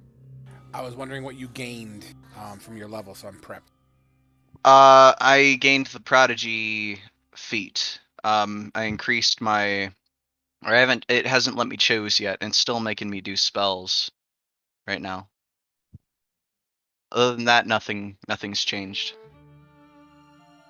I also gained Action Surge. Okay, awesome. Grognar, what'd you gain? As of now, nothing because I'm not at my computer and it won't let me do it on the app. Okay, we'll come back to you then. Reen, But I am planning to multi-class into sorcerer. I don't know what subclass yet. Okay. And Reen, what'd you gain? Extra attack. Sexy. You didn't get anything else? Oh, Nope. All right. Oh yeah, I got extra Never mind. attack as well as a ranger. same. I completely forgot about that with the Eldritch Invocation. Sorry. How do you guys get all this cool shit? What the hell? Spellcasters, bro. Well, don't sell yourself short, kid. You think about this, right? Now, as a fighter, this is your fighter, right? Yep. As a fighter, you swing twice, you action surge, you swing twice again. You get 4 attacks per turn, technically. And because your fighter level goes up, your second wind is stronger. And on top of that, proficiency changes at level 5, doesn't it? Doesn't it go to 3 at level 5? Yeah. So now your proficiency is level 3, which I think means you can do your action surge. I could be wrong. I know you get to do it a second time. I don't know if it's at level 5 or level 10 or something. It's level 10. It's an actual class ability that does it. Gotcha. And what kind of a fighter are you? I made a champion. Gotcha. So you're just basically an uber buff fighter. Okay. He's fighter stacked on top of fighter. He is the manliest of fighters. The fightiest of fighters? I have a plus Fighting 9 to my perception now because I have expertise in perception. Frog, you're gonna hate me. You want to know what my passive perception is now, as Asher? Is it the one that's gonna get you killed? It's a 19. Cool. Jesus fucking Christ. I can see God. No, not yet. But close! Yeah, you can see his front door, but you can't see him yet through the peephole. So, Fate, I'm sorry, I gotta cut in because I don't want to go too late past our break here. Have you been adding your martial versatility? Fate? How do I even? So I had to change. I don't want to change anything It though. says So here, what do I whenever ask? you reach a level in this class that grants you an ability improvement. I'm sorry. You can do one of the following. You can shift your focus to martial practice, replacing fighting style you know with another fighting style available to fighters. You may any maneuvers from the Battle Master archetype. You can replace one maneuver with, a different maneuver. Yeah, just make sure you don't forget about that, okay?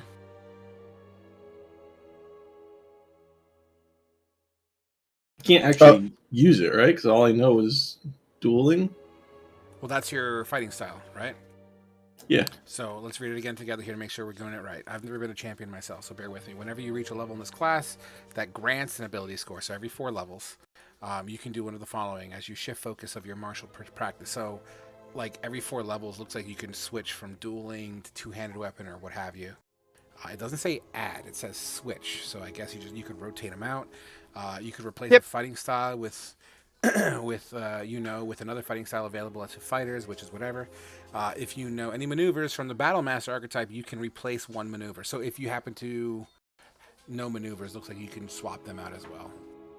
Yeah, which you can learn maneuvers either by taking the Battle Master subclass or taking the Battle Master feat. And remember too, Fate, you crit on a 19 or 20, not just a 20. It's not the Battlemaster feat. There is a Battlemaster feat, but there's also the fighting style that grants you a maneuver. Fighting style fighting style does not grant you maneuver. It grants you a fighting style. No, there's a fighting style that I can't remember what the name of it is, but it gives you one of the Battlemaster maneuvers. Fighting style initiate. Fighting initiate just gives you proficiency with martial weapons. There is a fighting style that gives you the ability to take Battle Master maneuvers. I know that because my buddy that's a paladin has it. Fighting style initiate. 2 that does that as well. Is that what you're talking about?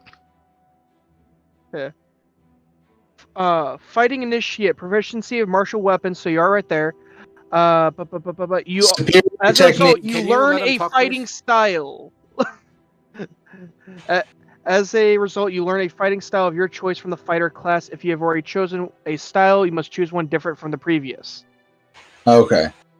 There's one other feat that gives you proficiency with all martial weapons. That would be Weapon Master.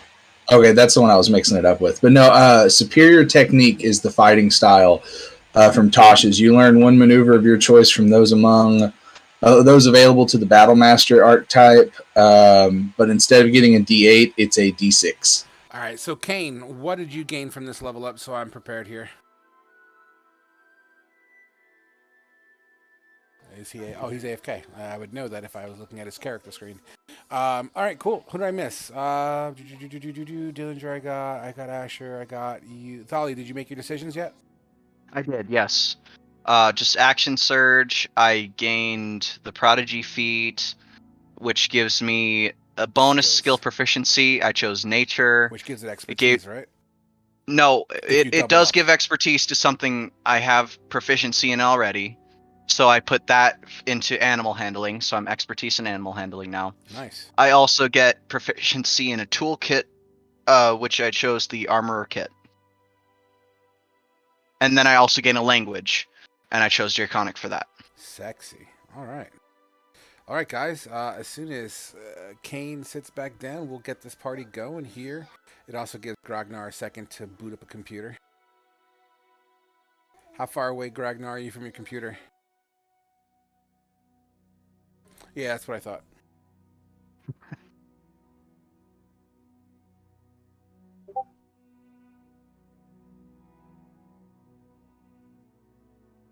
All right, let's open up Thalia's character sheet and take a look around.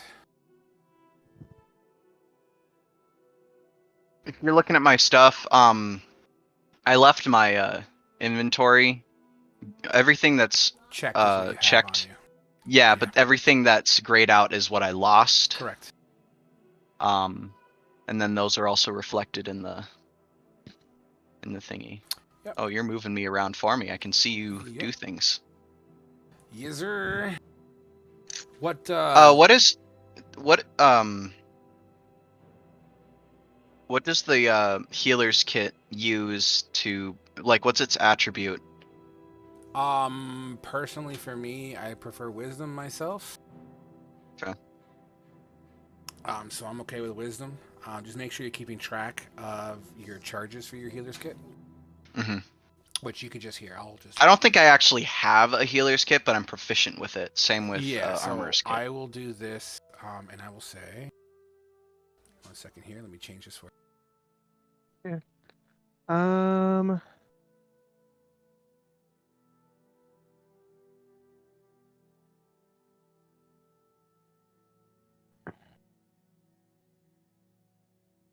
Do you see where it says healer kit charges? Yes. All right, cool. So when you happen to grab one, if you happen to grab one or what have you, I believe they come with 20 charges, 20 bandages, I think. I could be wrong. Yeah. But whatever. We'll play it by ear. Not a big deal. I'm going to make this other one armorer's kit charges too. That's fine too. Okay. And your fighter, when you hit level 3, what are you going? Cavalier, I'm guessing? Yeah. Okay. You realize I got 3 Cavaliers in Tal Rune. Dude, Cavaliers are really fucking good. Yes, they are so good. Even if you're not taking a mount, they are so fucking good. So we need to get Thalia a horse. Feat as a passive. Eldritch Knight's better. Doesn't matter. Eldritch Knight is not what I'm going for flavorfully. Yeah. And side note, healer's kit have 10 charges by default. I'm assuming it's the same with armorer's kit too, right? Armorer's kit? Yeah. Is there an armorer's kit? What is an armorer's kit? The Xanathar's Guide to Everything. Okay, cool. They talk about like all the different. Yeah, I'm gonna go grab it. Is it like a kit you'd use in conjunction with smith's tools to fix and stuff? Climbers, disguise, forgers, healers, herb, it might be forgers. It might be forgers. Okay. Small box contains various papers and parchments, pens, inks, seals, and sealing wax, gold, and silver leaves, as well as other supplies necessary to create a convincing forgery. So it's forgeries, like paper forgery. No. The Smith tools. Tools. Yeah, Smith tools Okay. lets you repair Yeah. or armor or weapons Yeah. or anything metal as long as you have a fire hot enough to let you work Yep. metal. Yeah. That's the one. Oh yeah, yeah. That's It Smith's just- tool. Yep. It threw me off because you were calling it an armorer's kit and it's FYI, Smith's I tools. thought that's what it I'm was. just jumping in Yeah. here real Yeah, quick no. because I wanna respect your time. If he's not Yeah. back in 2 minutes, we're just gonna get started. Okay. Okay. Yeah. No. You got me looking through something because like my Is that- Wednesday characters is a fort is basically going to be a forge master. So it's like wait. Did I just miss something? Yeah, it got me really excited for Wrath. I was like, my artificer needs this. Yeah. It's like So it's okay. Smiths. Yeah, it's It's like, Smith, oh. Smith tools. It's an actual skill that you'll have to be proficient in to use them. Really. Yeah.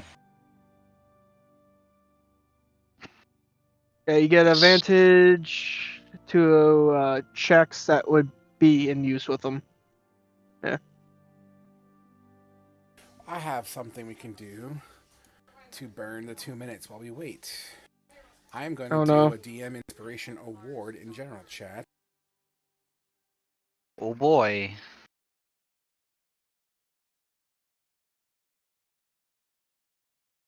I'm a game Me face and on now. Asher- Yeah, me and Asher both are cracking knuckles, getting ready. I want DM inspiration, bruh. I'm gonna roll a 1 on a stealth check or something. How? Although- You have a +10.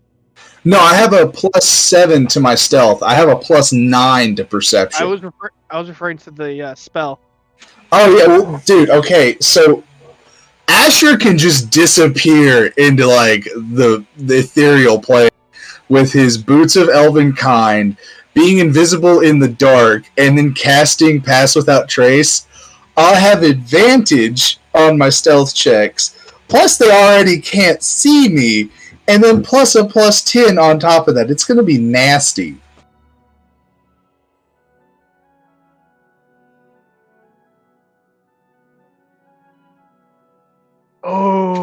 Oh. I don't want that to interfere with the game, so you have 24 hours, so no rush. I think I got a contender. I think I just have to Can it find be a it. banned commercial? Huh? Can it be a commercial that got banned? It could be any commercial that aired on TV. Well, I think it was a Super Bowl commercial.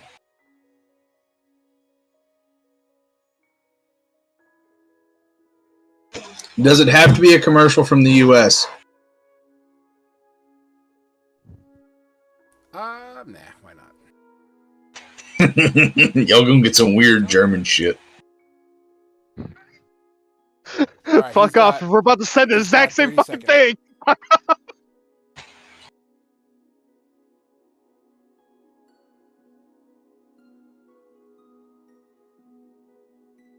God damn you. Alright, he's not here, and I'm not gonna hold you guys back. Fate, you there? Fate. Yep. What? Alright, just checking. Did you Grognar, are you around? Never. Never. Okay. We'll just wait for. Well, we're not gonna wait for Kane. Kane will get back when he gets back. Until then, Purple Demon baby. Here we go, guys. So, as you guys wake up, there seems to be a commotion. So let me reiterate something as well. So as you guys wake up, when you went to bed, there was like 30 bunks, 15 on either side.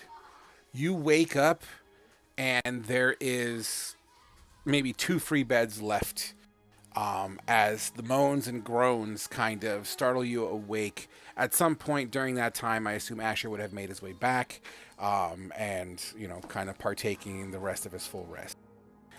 That being said, don't forget to add your temporary hit points, boys. Awesome. So, you get all startled awake as we start there. You start to hear some of the medics in commotion. They're at the front door! They're at the front door!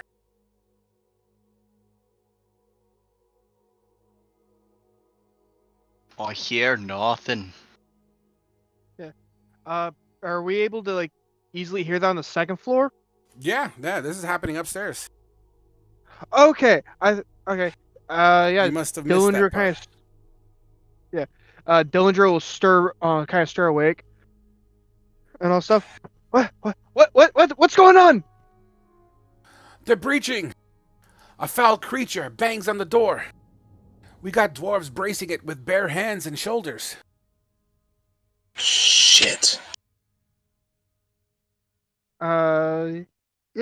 I guess Dillinger will get up and it's like, I. Yeah, I guess he'll kind of stand up, take a glance around to see what everyone else is doing before he goes to like follow the dwarf. Well, no, he's not. He's literally working on the wounded. This guy, he's just talking what he heard Oh, from soldiers coming in. As you do look around, however, you do acknowledge that many of these wounded dwarfs have sheets covered over their faces.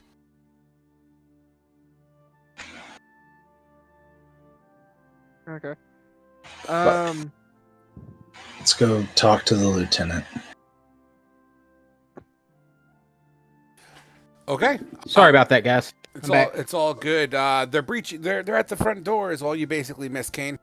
Awesome. So, as you make your way downstairs collectively, Someone fucked up.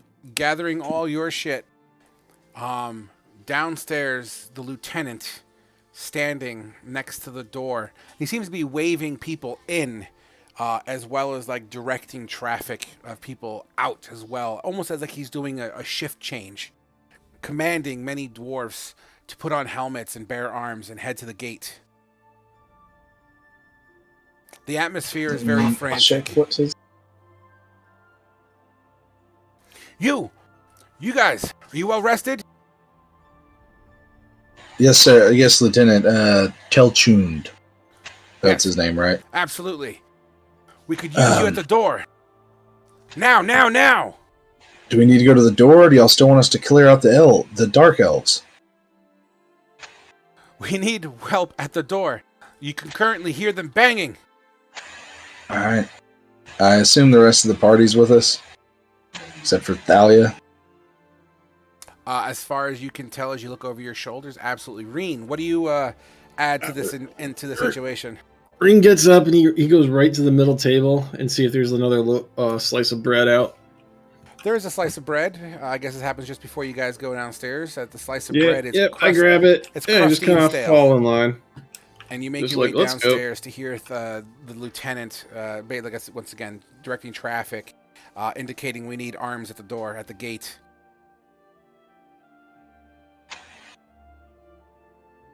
Does anyone know where the fuck Thalia is? As you say that, it's a perfect time to break away, as all this commotion is happening in the barracks. Thalia, as you are in a room literally feet deep in rock, you fucking don't hear a damn thing. Yep. It is quiet as the grave. You inherently wake up.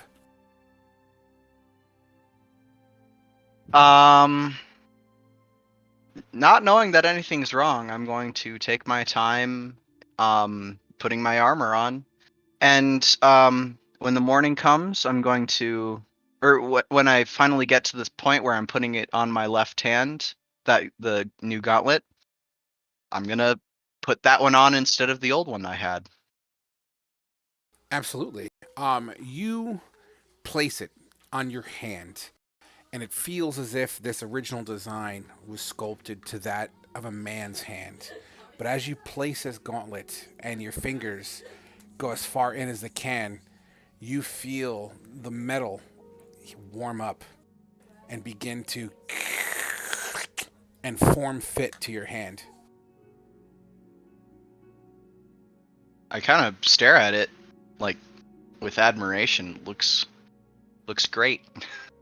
It fits marvelously. It gains a feminine-like quality to it, almost as if it's an extension to your personality.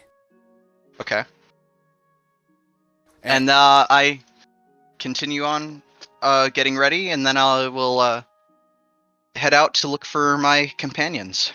As soon as you exit the cathedral doors, as they open up, these tall 20, 30 feet door, 20, 30 foot door, you see the wall is a stirring, as it's just beyond your accurate sight range. Like you could see it. It's within your line of sight, but it's still a decent walk away. You also see dwarves racing to the gate. You hear.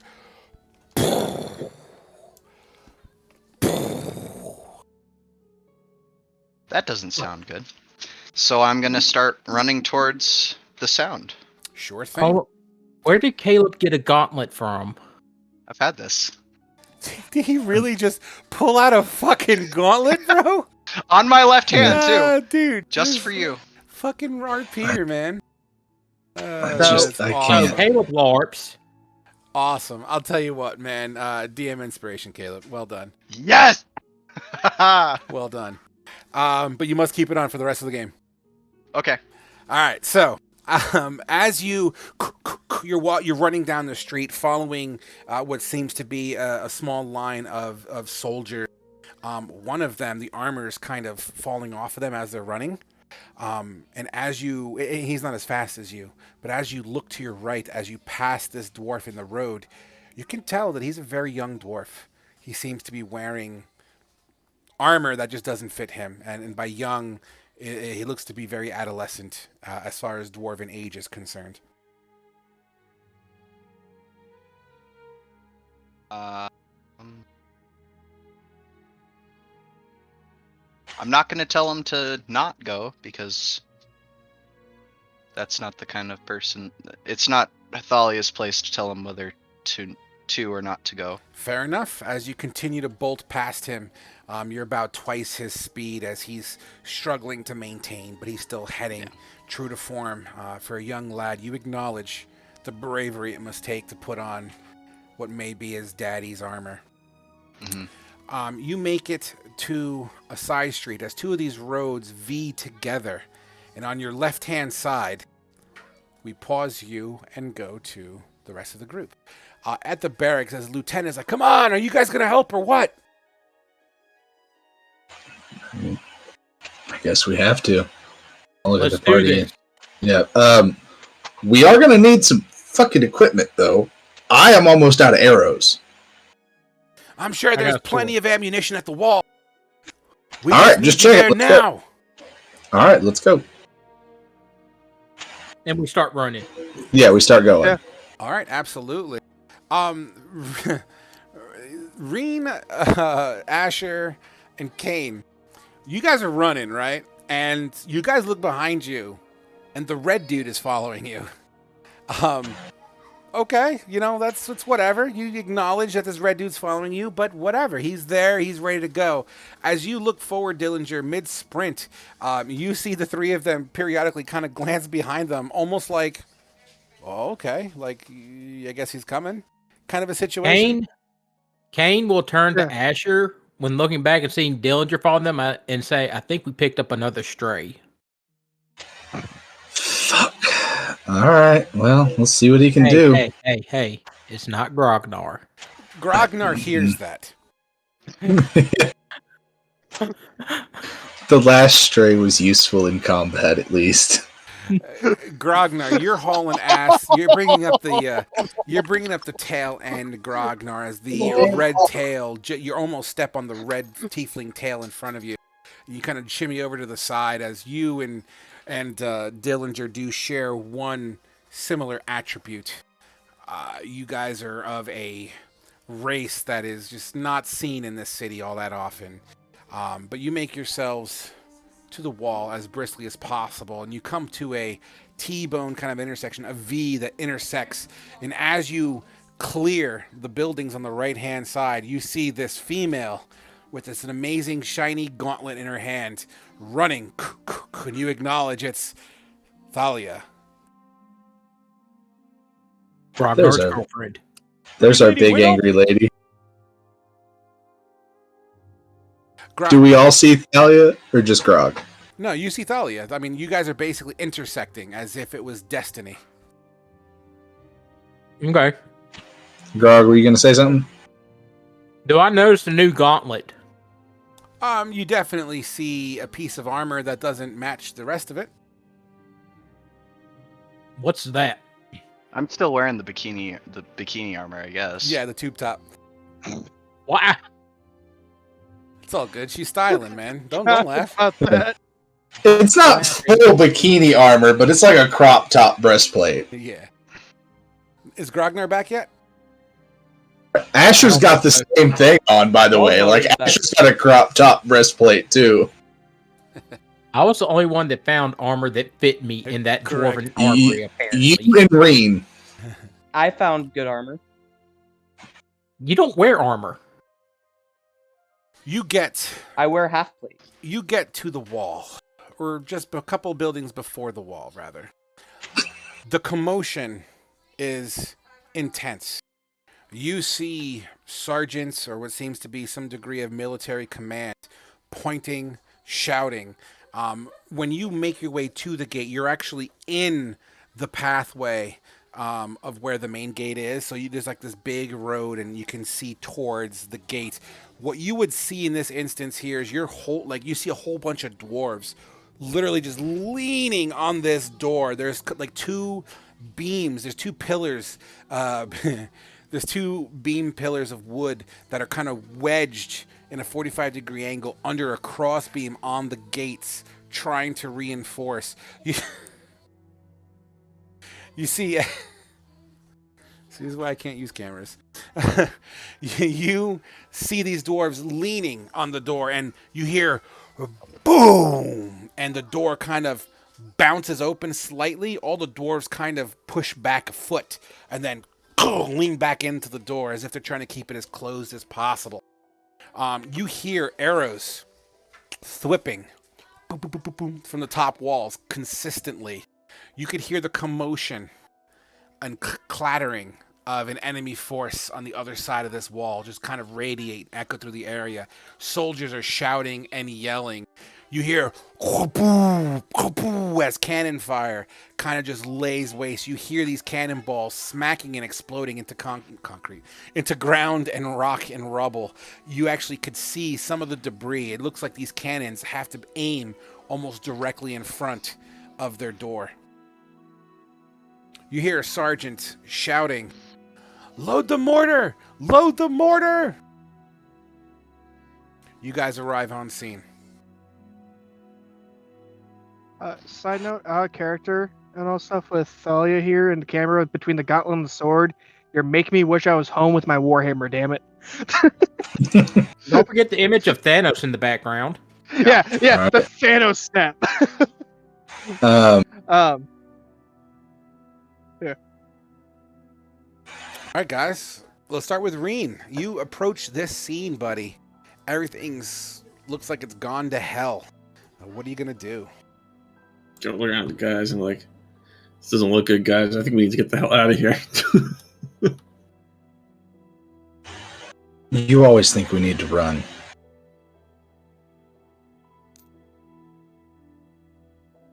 There's only been a few times I wish we took that advice. How high is the wall 30, 40, from 50 from feet? ground? 30, 40, and 50 feet simultaneously. It's tiered. It's got little pulpits. Okay. It's definitely it's a mighty wall. Is there a side door Is there a side door? so that me and Gimli can sneak out and try to hold off the door while they barricade it? If there was one, you wouldn't know of its existence. Okay. Oh Jesus! Yes, this is not Helm's Deep. Okay, Okay, you're not close. Aragorn. It's level Wouldn't mind 15. tossing a dwarf, though. That could be fun. Boom! And As once again you hear the door bang. This time the door actually cracks a little bit. It's like it's gonna be a fight, boys. I'm gonna get in there and start bracing the door too. I'm gonna look for a way to get up top so I can start shooting shit with my bow. I'm gonna join Asher up top and break out the heavy crossbow. Okay, to get up Yeah. top, it's going to take some Um, time. You'd have to backtrack a little bit to get on the areas where there would be steps to get up there, and it also is going to be impeded traffic as there's soldiers going up and down these steps as well. So it will take you a minute to get up there. Okay. Yeah, that's fine.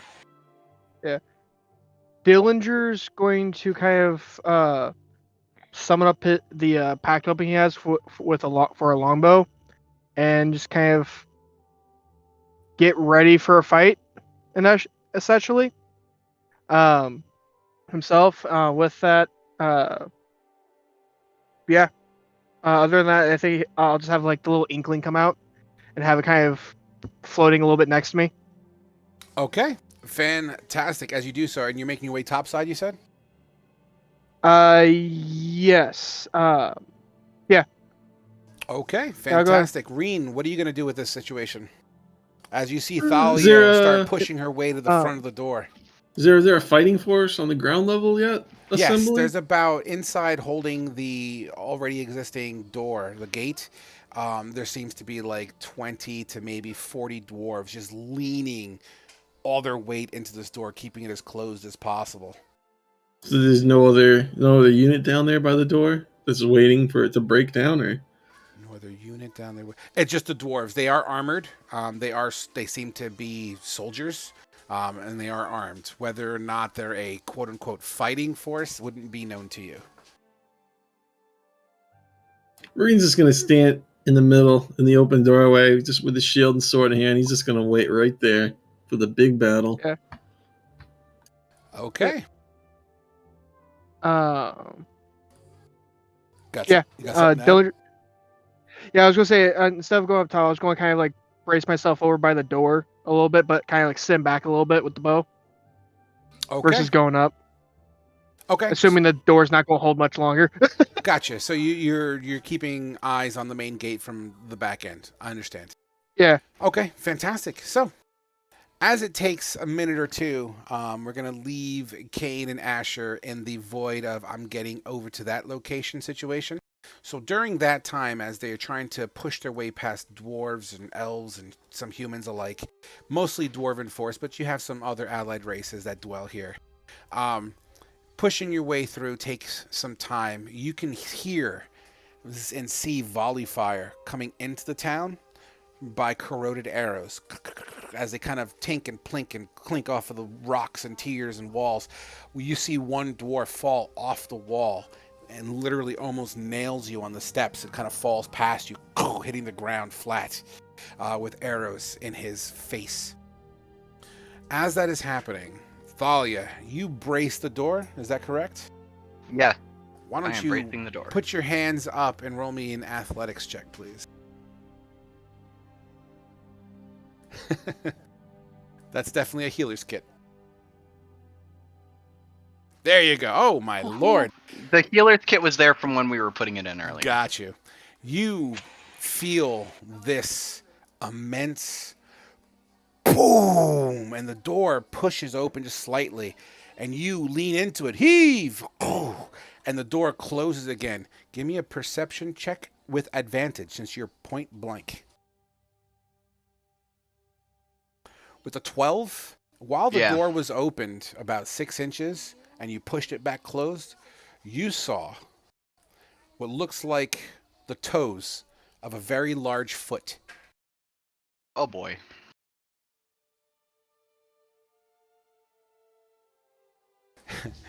Boom again as you slide back another foot and you push it back. Dillinger. Yep. As the door slams open, you have a millisecond window of opportunity to possibly thread an arrow through that door. Do you wish to try that? Or do you wish to hold?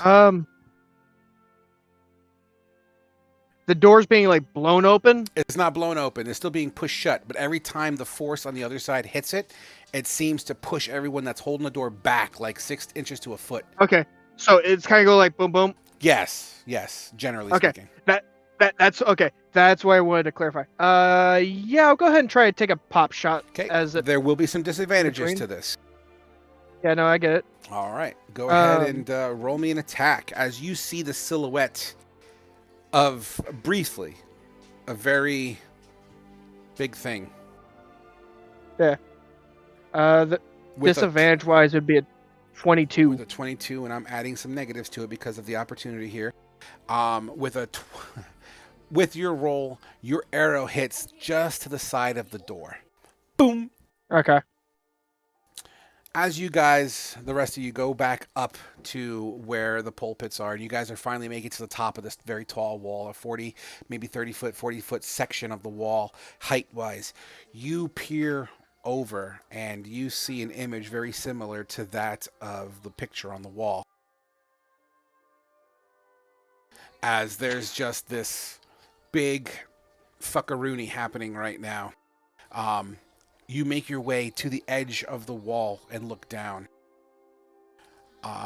You know what? I didn't even think about this. I could probably post this for you. While we were going up there, did I find any arrows? There's plenty of arrows scattered around. You're more than welcome to grab some on the way up. All right, cool. So I was going to try and have 2 full quivers.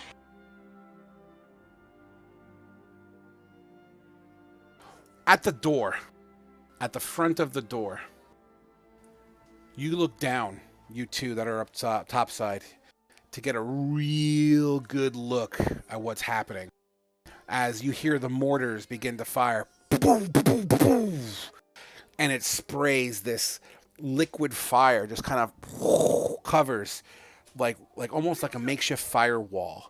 And it rolls through a whole bunch of skeletons, and they begin to shatter and burn and creep. In fact, one of them is fully engulfed in fire and walks through the fire, who's currently burning, but still shooting arrows as he's burning, and eventually gets burned clean through and falls to the floor, separating a large chunk of the force on one side of the battlefield, while the others are in front of the fire, still attacking this door.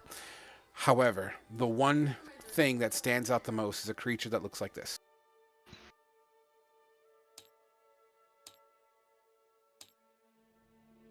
Banging and slamming onto this door, and you see only the top portion of it over its shoulder, and you just see this massive axe just colliding into this door. In fact, as this next kaboom happens, Thalia, you would see the tip of that axe start to breach through this door. Can I use my divine sense? Yeah, sure. Question. What's up? How far away are we from it? Like, I would say based on its height, it's probably 15 feet below you. It's pretty tall. That being said, your divine sense, you smell what smells like foul, noxious odors. Can I tell that it's undead? 100%. I should be able to tell if it's undead. 100%, yeah. Okay. No doubt about it. can I cast Hex on it? Can I shoot it? Yeah, we could absolutely do that kind of stuffs. But hold on one second here. While we go into... You're all going to get your first thing. But as you... just after you do your actions, here's what I want to happen. In fact, fuck it. Roll your attack, roll your hex, and we'll start there. Oh, my hex just happens. That's fine. You know what I mean. Is this an attack outside of combat? This because is going to lead into our combat, so I'm giving you a free shot. So this won't count as the first round, is my question. Technically, it will count as your first round. Okay, well, because that changes stuff that I can... I know what you're saying. I'm giving you a free attack. Just take your free attack. Okay, so first one is a 23 to hit. Which absolutely hits it.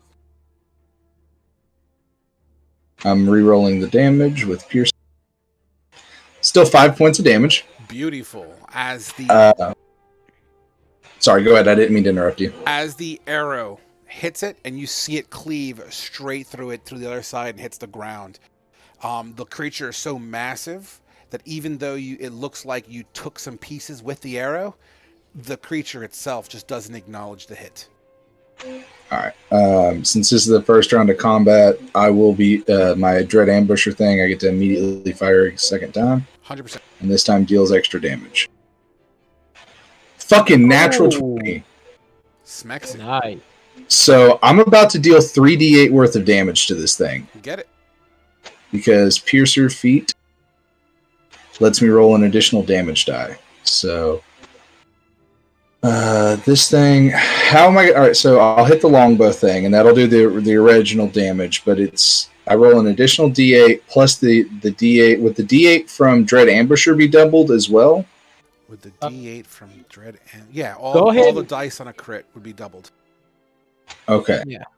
So that's the original damage is 17, and then I get to roll an additional D8 because of, and then 2D8 because of Dread Ambusher being a crit.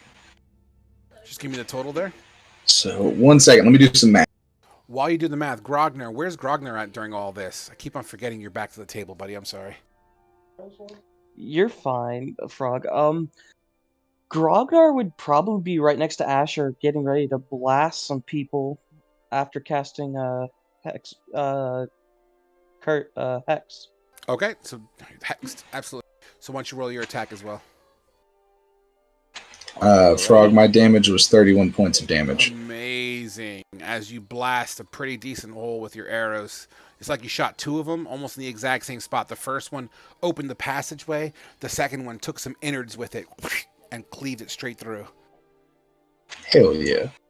Also, Frog, with my hex spell, I'm targeting his strength, so he has disadvantage on all strength ability checks. Ability checks. Got it.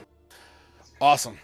And yes, the one necrotic hits. Bang! Or, I'm sorry, the one Eldritch Blast hits.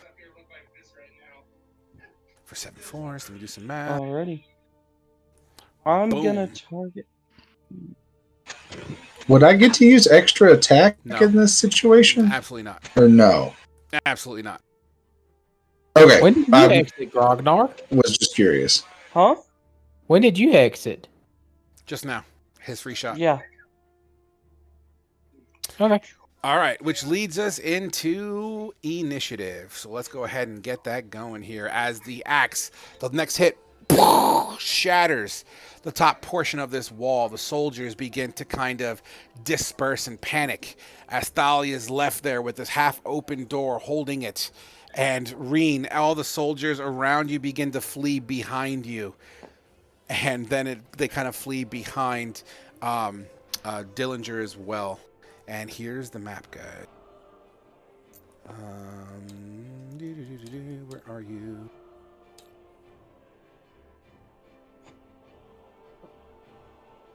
Now, full disclosure, this model might interfere with some placement, so we're going to have to just work with it.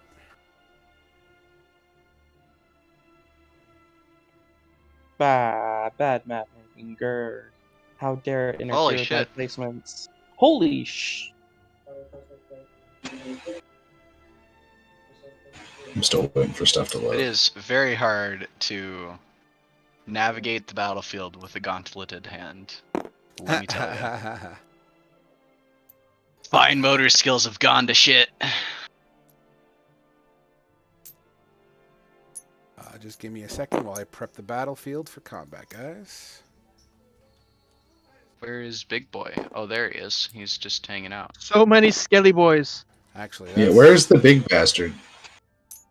Is he just in the wall, or oh no, those are just statues in the wall. Yeah, those are Right. statues. Yeah. I'm getting the Okay. tokens ready to go right now. He's clipping, guys. He's picked up a bowl and he's trying to walk through the wall. So like I Woohoo, said, he's a- because of the way the wall is, I know the model might clip. It's not the greatest model in the world for it, but just work with it, guys. We're fighting a giant! Quick, everybody run!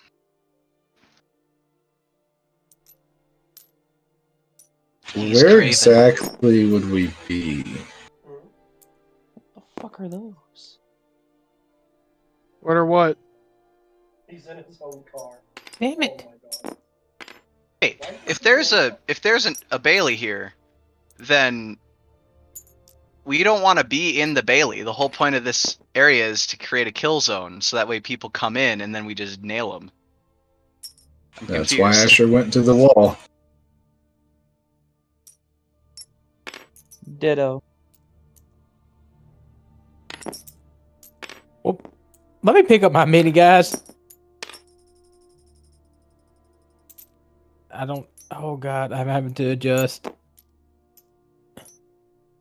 Oh God, where did it fall to? I don't know. It won't let me set my mini on the wall. It keeps All right, falling I'll off. just delete the wall and draw the locations. Just give me a second.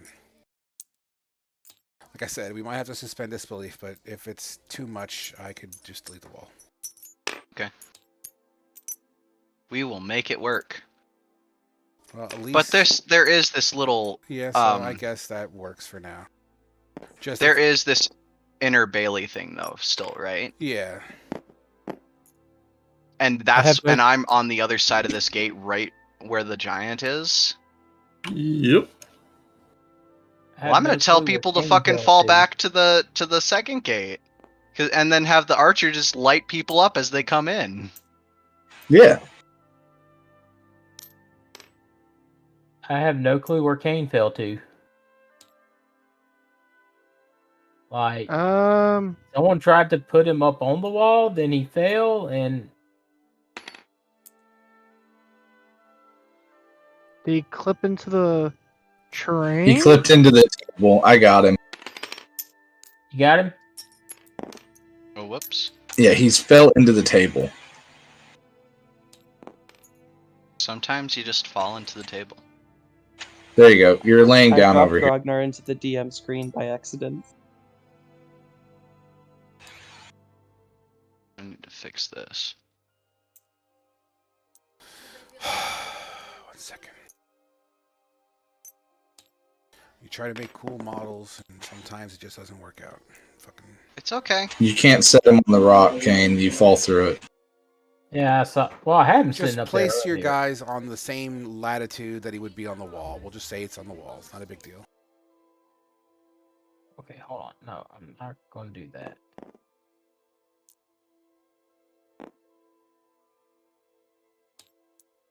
And honestly, don't mind all the furniture. I was trying to get all fucking fancy. Just don't worry about it right now.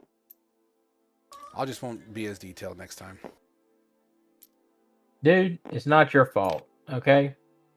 We appreciate the effort. We And it looks appreciate it. amazing. Just blame Asher. All right, so the guys Or on the playing Grognar. what I about? accidentally dropped him into the DM screen. Yes, you did.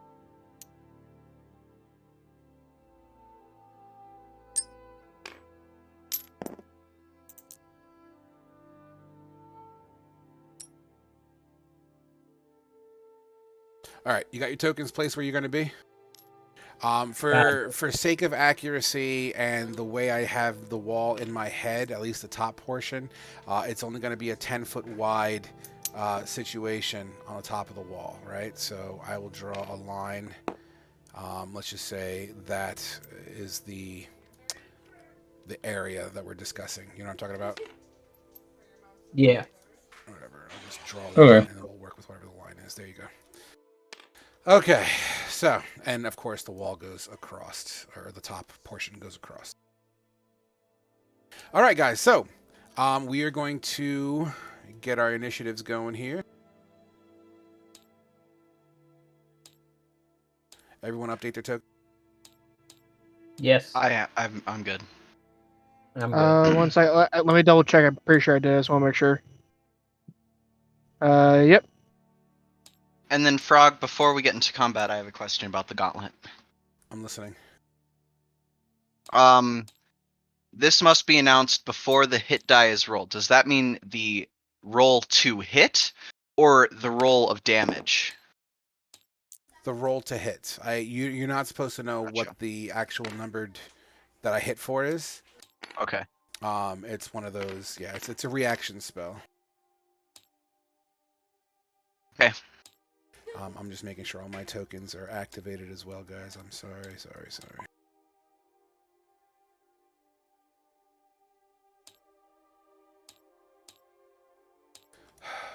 This is why I wish I had an assistant DM sometimes.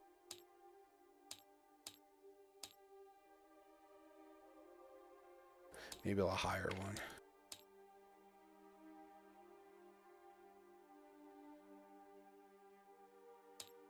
Okay. I believe I am solid and good to go. We are going to roll that initiative. Rain, you got your token on the table? Yep. All right, and Grognar, you're good to go. Rolling Yes, in sir. 3, 2, 1.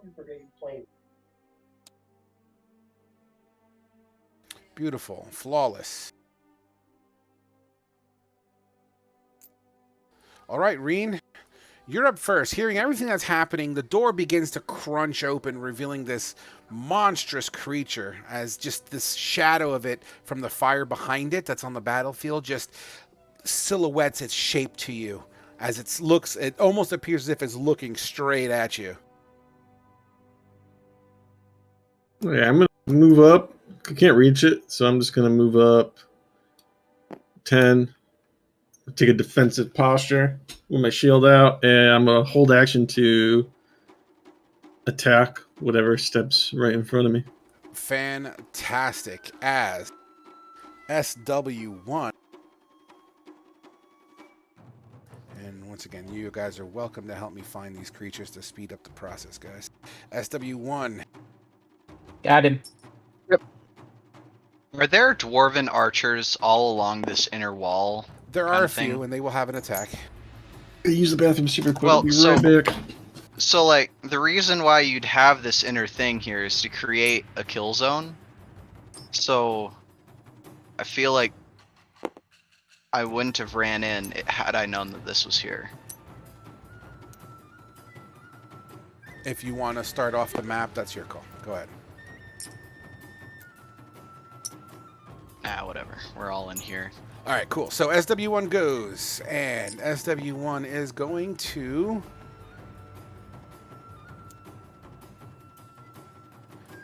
move back slightly. And you're going to see his bow in hand as he aims towards Asher, who's firing over the wall. Even with partial cover, does a 20 hit? What's your AC? Yeah. My AC is a 16. And I gave you partial And then- cover. So yeah, absolutely hits. You feel an arrow pierce into your shoulder for 8 piercing damage as it kind of, the force of it kicks you back just slightly. Kane, you're up. Kane will cut his hand and run the blood over the heavy crossbow, summoning the storm around, and he's going to take aim at the giant. Get it. How much damage did you say I took again? Was it 8? Only 8 piercing. You broke up. Do what? 8 piercing. Okay, thank you. Does a 9 hit? A 9 does not sear into this creature as he is kind of on his way on the inside of the door. So as you shoot, you just miss it, and it kind of just thunks into the ground, sticking out. Kane's going to take another shot at it. Get it. The 20 as you There's a follow 20. up with that heavy crossbow. Boom! Into the creature. All right. That's a total of 13 damage. Which is 7 piercing, Yep. 3 lightning, and 3 psychic. Your bolt pounds into it with erupts a small little spark as it makes contact with its flesh. Okay. And hold on, let me make sure. Oh yeah, no, that's all I can do at this time. Absolutely. Kane is there. Dillinger. Yep. Give me a second. I'm trying to measure range here real quick. Sorry. So you that will would be 50. Okay. Sorry. How high are the walls, roughly? It ranges from 30 to 50 feet in certain locations, depending on where you are on the wall. Okay. I guess the portcullis right behind me. How high is that right there? That's about 20 foot high and about 10 to 15 feet wide. Okay. All right. I'm just double checking this works how it should. Yep. Okay.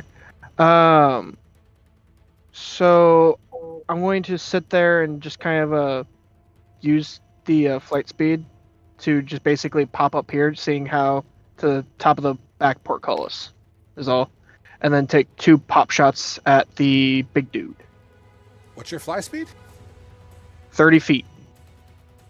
What gives you that? That's the race, the tiefling variant for with the ferals. I feel like I was not made aware of that. We will discuss that later, but sure. For now, we'll keep it as Okay. is. As you kind of gust up and hit your location. Okay. And then all it is doing the packed weapon fire for the 2 rounds. All right, get it. And you're shooting at the giant? Yep. With a 19, your arrow flies into it. Yep. The first shot would do 4 piercing, and then the second one be a 24 to hit with 9 piercing. So 13 overall. Thunk, thunk, as you fire your arrows. Would that be your turn? Yep. All right, Grog.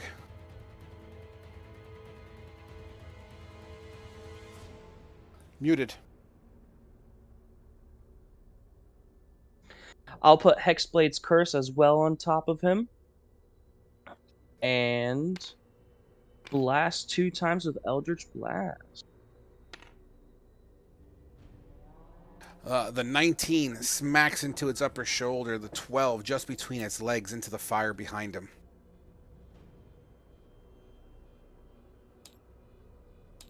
Dealing a total of, that's 19, 9, 24 damage. 6 of which is necrotic. Absolutely. Oh, 6 of which is necrotic, huh? All right. Boom, boom. Would that be your turn? Yes. ZB4.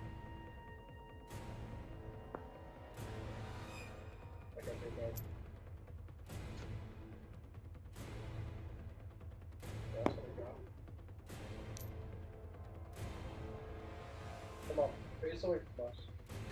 This extremely fast You're gonna get shot. zombie-like creature bolts in and squeezes past the large creature's legs and swings to the other side of Thalia. ZB3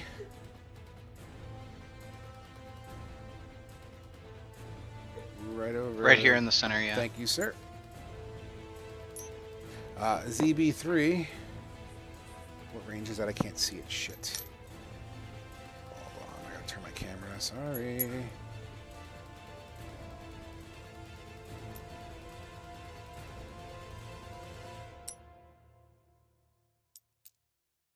Will actually try to launch over you, as it seems to be extremely agile as well, and it kind of like leaps.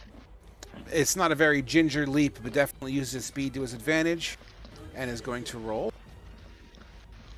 And land on his knees, but uses the momentum to stand back up as he takes his claws. You see his hand, which is just a normal hand at first, but then you see these sharp claws begin to come out of him.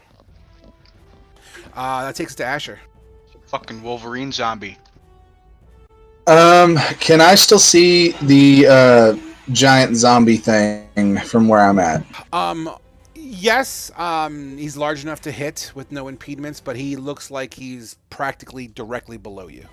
So yes, you'll have range, you'll have access. I'm not going to give you any penalties to that shot, but the next round it might be different. Okay. I'm going to pump at least one arrow into it. Get it?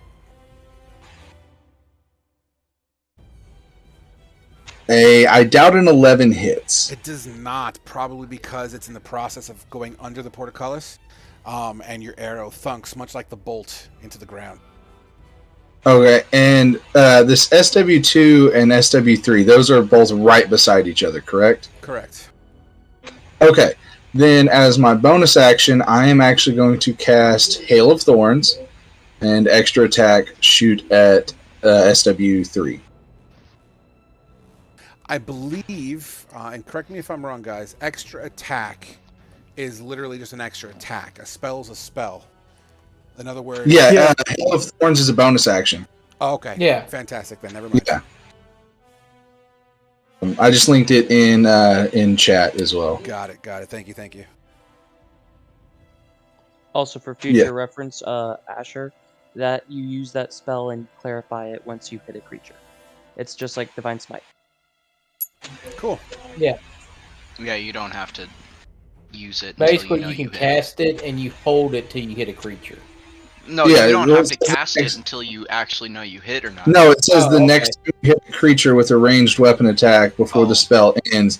It's a concentration spell up to a minute. I have to cast it first. Yeah, it's like the bow transfers the energy into the arrow or some shit like that. Yeah, Gotcha. it basically makes the arrow explode. So, all right. So I'm going to shoot at which one did I say? SW3. All right, get it. Star Wars 3. Does a 15 hit? A 15 absolutely does beat into this creature. All right, then SW2 has to make dex save. You mean 4, right? No, 2. It's the one beside it. I think I shot SW3, and then SW2 is the one right beside it. Oh, SW. I was looking at ZB. I apologize. So SW. Sorry. No, that's my fault. I was just confused. Yeah. Over here, SW3. So yeah, Yeah. 15 definitely still hits it. So Because so that's a it needs a 10. dex save. You said. I'm sorry. Yes. SW3 takes 15 points of damage, and then if SW2 fails a DC 14 dex save, it'll take 5 points of damage. As your arrow slams into SW3,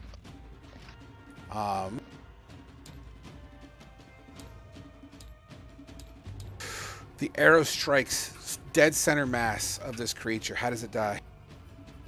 As the arrow flies in, it explodes. It kind of detonates in like this, like greenish, like forest green coloration, and then just those shards out. Gotcha. And the shards slam into the neighboring creature holding a bow as these shards kind of plink away at ribs and tattered flesh that seems to be dried to it like an emaciated corpse. And then, can I use my movement to kind of just duck down to give myself a little bit more cover? I'll give you half cover. These portcullises are dwarven, so they're shorter. Yeah. Okay. All right, so I'll give you half cover. So that's what, plus 40 your AC, I believe. Sure. I don't know. All right. That takes us to ZB2. ZB2, come out, wherever you are. There you are, ZB2. And he is also going to 35 here. And then as he's charging towards you, Thalia, claws come out. And this one slides just past your legs. All right. And that's his turn. Thalia, you're up, buddy. Okay.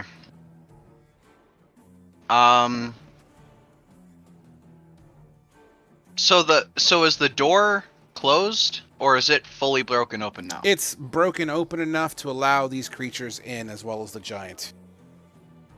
They're not shattered. Okay. They're just forcefully open with some cracks and some integrity damage. Okay. Then with my longsword, I guess I'm just gonna hit ZB3. Okay, make it happen.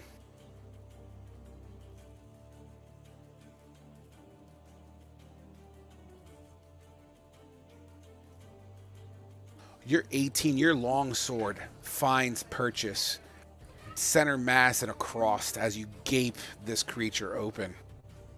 Okay. And that is 8 slashing damage. Beautiful. Would that be your turn? Yep, that's it. All right. That takes us to SW2. Thank you, whoever's doing that. Which is the one that's covered in these shards of thorns all over its body. Some of them actually, like a nail gun, just stick out of him. He pulls his bow and attempts to return fire on. You know what? Let's go for Kane this time around. How does he see Kane? He's upstairs. Oh, Kane's on the wall. Yeah. Yeah, sorry. What's your AC, Kane? I'm giving you a +2 to your AC, so you're 19. He rolled a 20. Okay. 5 piercing. Boom! Hits your armor. And you know what? Homie is going to no, whatever. He's not all that intelligent. He'll just stay put. Yeah, he'll stay put. F. That was SW2. Big fucker number 2.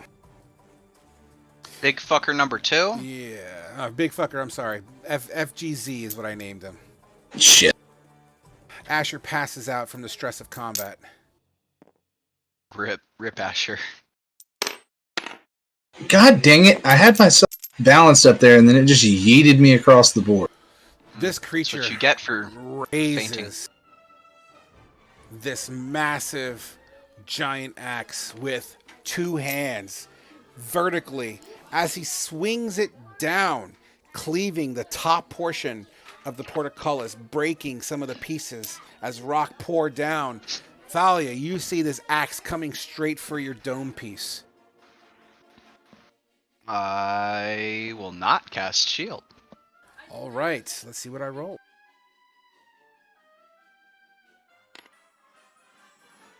Uh, 15 to hit. That does not hit. Ha ha! Boom! As you kind of step just to the side, using your long sword to kind of glance it. The creature then pulls it out of the dirt and tries to come down again.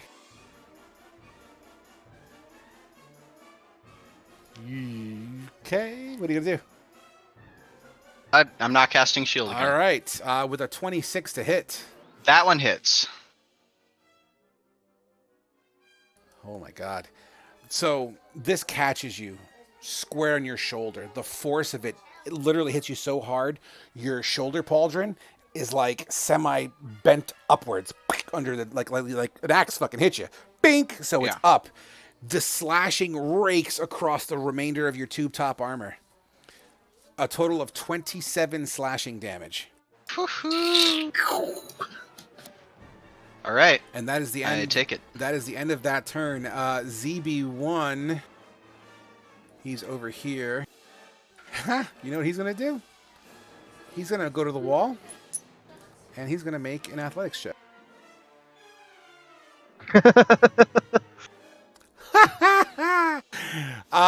He is 10 feet up the wall.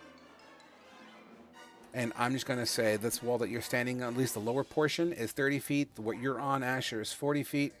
And I'm just going to put 30 feet in his name to represent, or excuse me, 10 feet in his name to represent how high up the wall he is. Okay, so he's 10 feet up. As you don't necessarily see it, but yeah, he's totally, his claws came out, and he's like, and like he's on his way up. He's trying to Wolverine his way up the wall. I totally rolled a crit for his shit, by the way. SW4, I believe, is next, who will take a pop shot at Asher with a +4 AC on Asher for half cover. Short bow. Does not miss as the arrow flies into town. SW5 will do the exact same thing to the exact same person. A 15 is not going to do it, and flies also into town as if they shot simultaneously. You fucked me up there for a minute because you said does not miss and then flies into town. Oh, my bad. I was like, what the fuck? At the top of the round, 15 dwarves on the top of the wall fire a volley.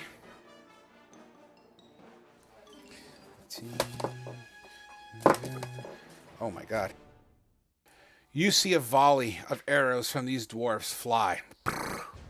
You start seeing zombies and skeletons beyond the fire line begin to get hit and fall. They all return fire. Oh boy. 1, 2, 3, 4, 5, 6, 7, 8. Hold on. 1, 2, 3, 4.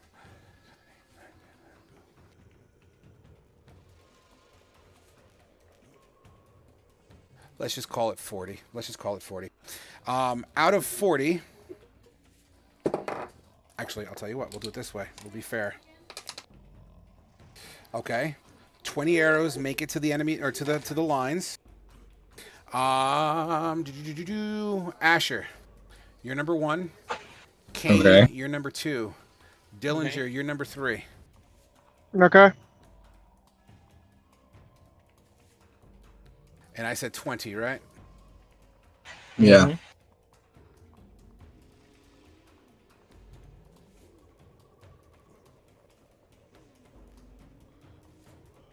Oh, actually, I did that wrong. I apologize.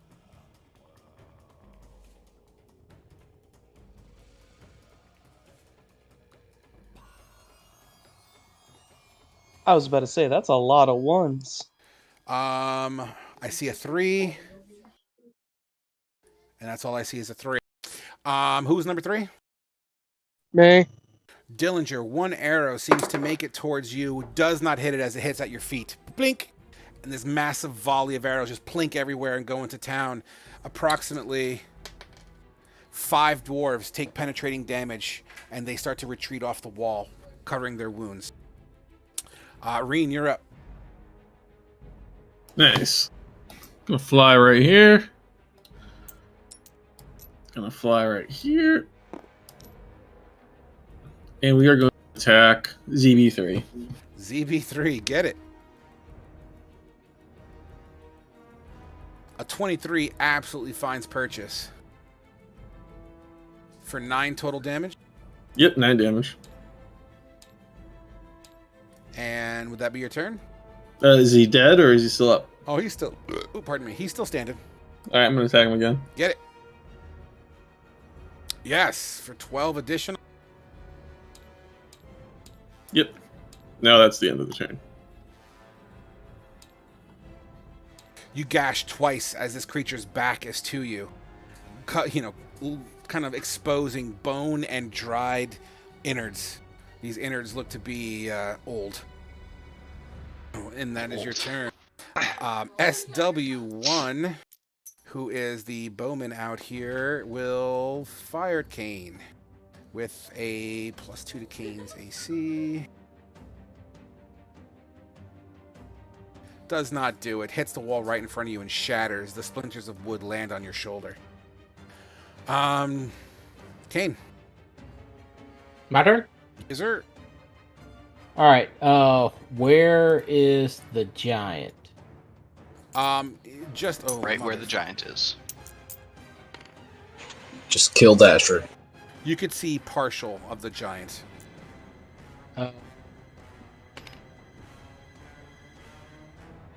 So he has partial cover from where I'm at. I'm not going to give him partial cover because he's a giant, but he's definitely thematically a harder shot than normal.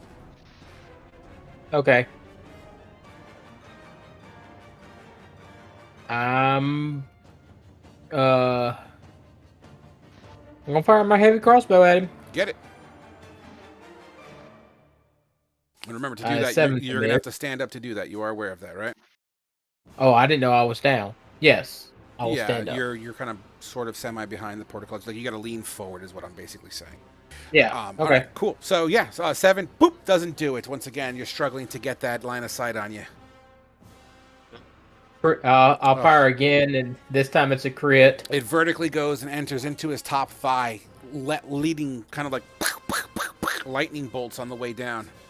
You see kind of pustules of energy pop, pop, pop, pop through the dried skin on his leg.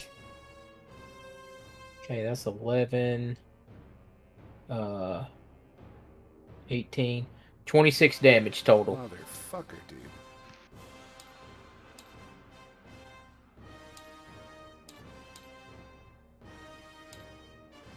We fucked this guy up with arrows. You see its leg semi-shattered, seems to affect his accurate mobility.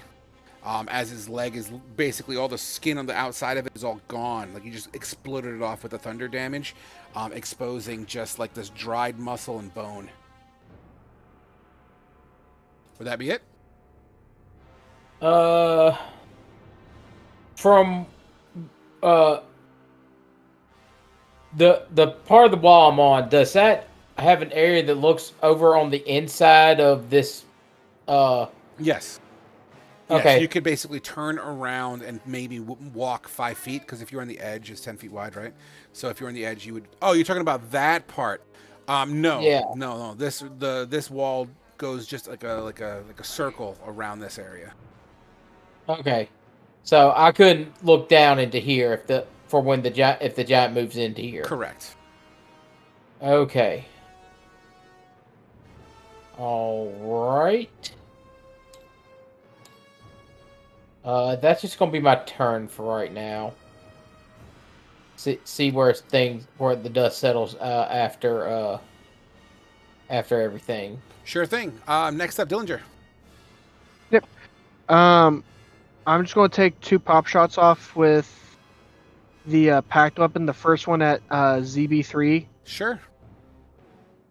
Oh my God! What is Fucking crit. You guys and your crits today. So 9 Don't take damage. it away from us, Frog. We need this. You said ZB3 Yeah. Yeah. for 9 damage. That's the already injured one. As you fire your arrow, how does it die?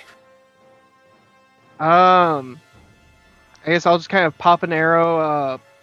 Kind of just given the angle I'm at, it just kind of comes flying down right into the backish side of the head because I think that one swung at Thalia, right? Did they? No, I don't think they went. None of second the time. zombies have actually tried to hit me except for the first. Oh, okay. Zombie. Okay, then yeah. I guess like because then that was the one that like rushed past her. Then so yeah, I guess as it like rushed past it, just gets an arrow straight to the head.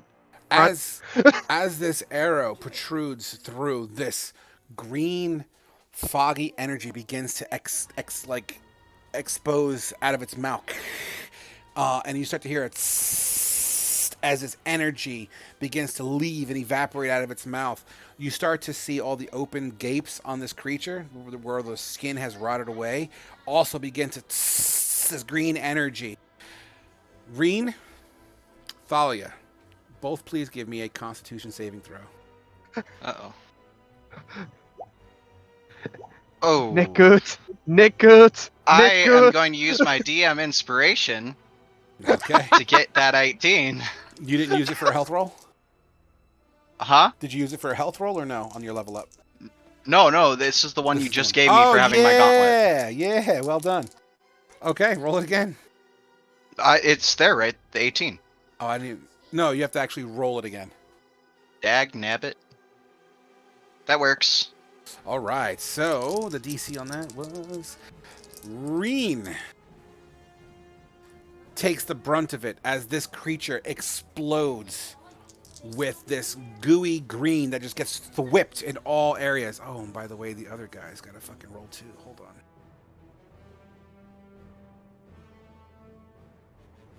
on. Oh, okay. Okay, cool. Oh. So, Reen, as this fluid slams all over you and kind of just the pressure and goo just smacks in your face, it gets in your eyes and in your mouth and in your nose. You'll take 8, 9, 10, 11, 12 poison damage. Thalia, you take half as much. So 6? Yes. As it explodes, the 2 zombies are now covered in the same goo, the ones around them. Okay.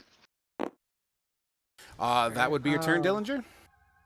That was the first of the 2 shots. Okay. The second one, I guess I'll pop off into ZB4 on the right.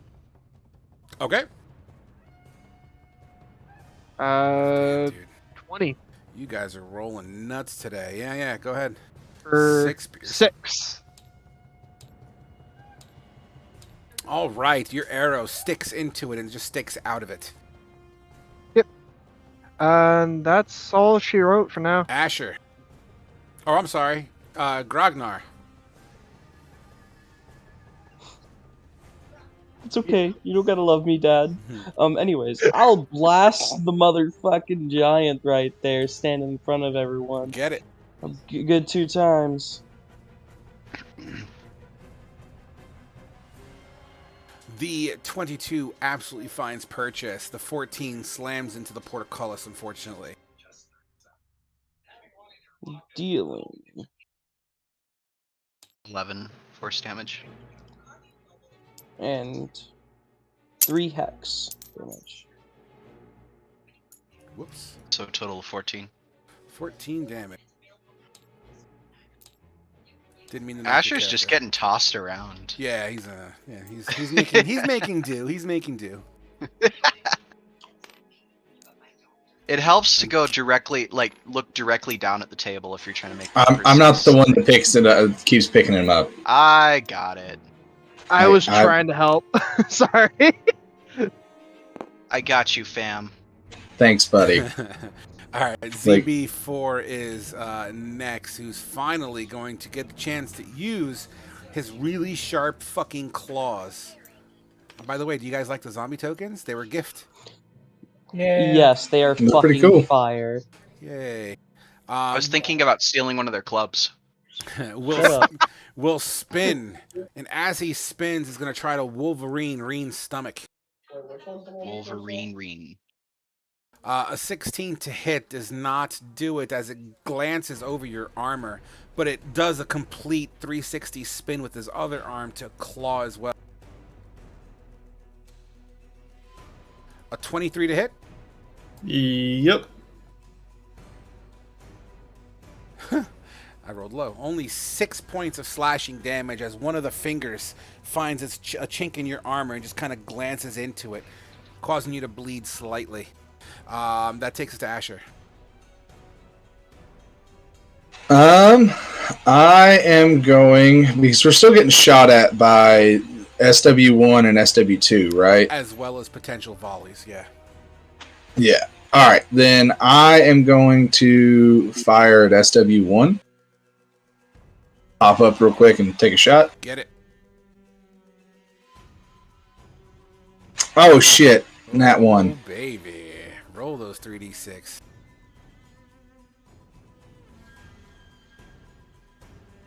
Nine. Don't you get that thing that rerolls damage dice? It's damage dice, not hit rolls. Even still, the 1 would supersede. Okay, give me a dexterity saving throw, please.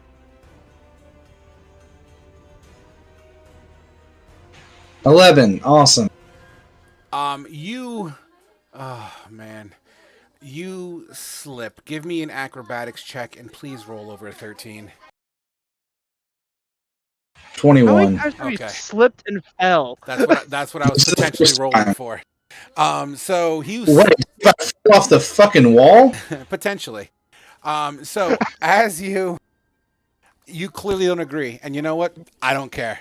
All right. So we're gonna continue with the story. All right. So you slip, you hit a knee on the ground, and you get no further movement as per the roll of the 1. All right. Beautiful. Next, well, actually, do you have any other attacks you want to do? You're kind of prone. You could theoretically attack, I guess, on the inside of the wall, potentially. Blindly fires an arrow. It'll be disadvantage because he's prone, but it's an action he can take technically. Sure, I guess I'll shoot at ZB4. All right, absolutely. I'll let that go. I mean, you do fall prone. You could definitely peek around the edge. So yeah, make your shot. Does an 18 hit? You got to roll disadvantage.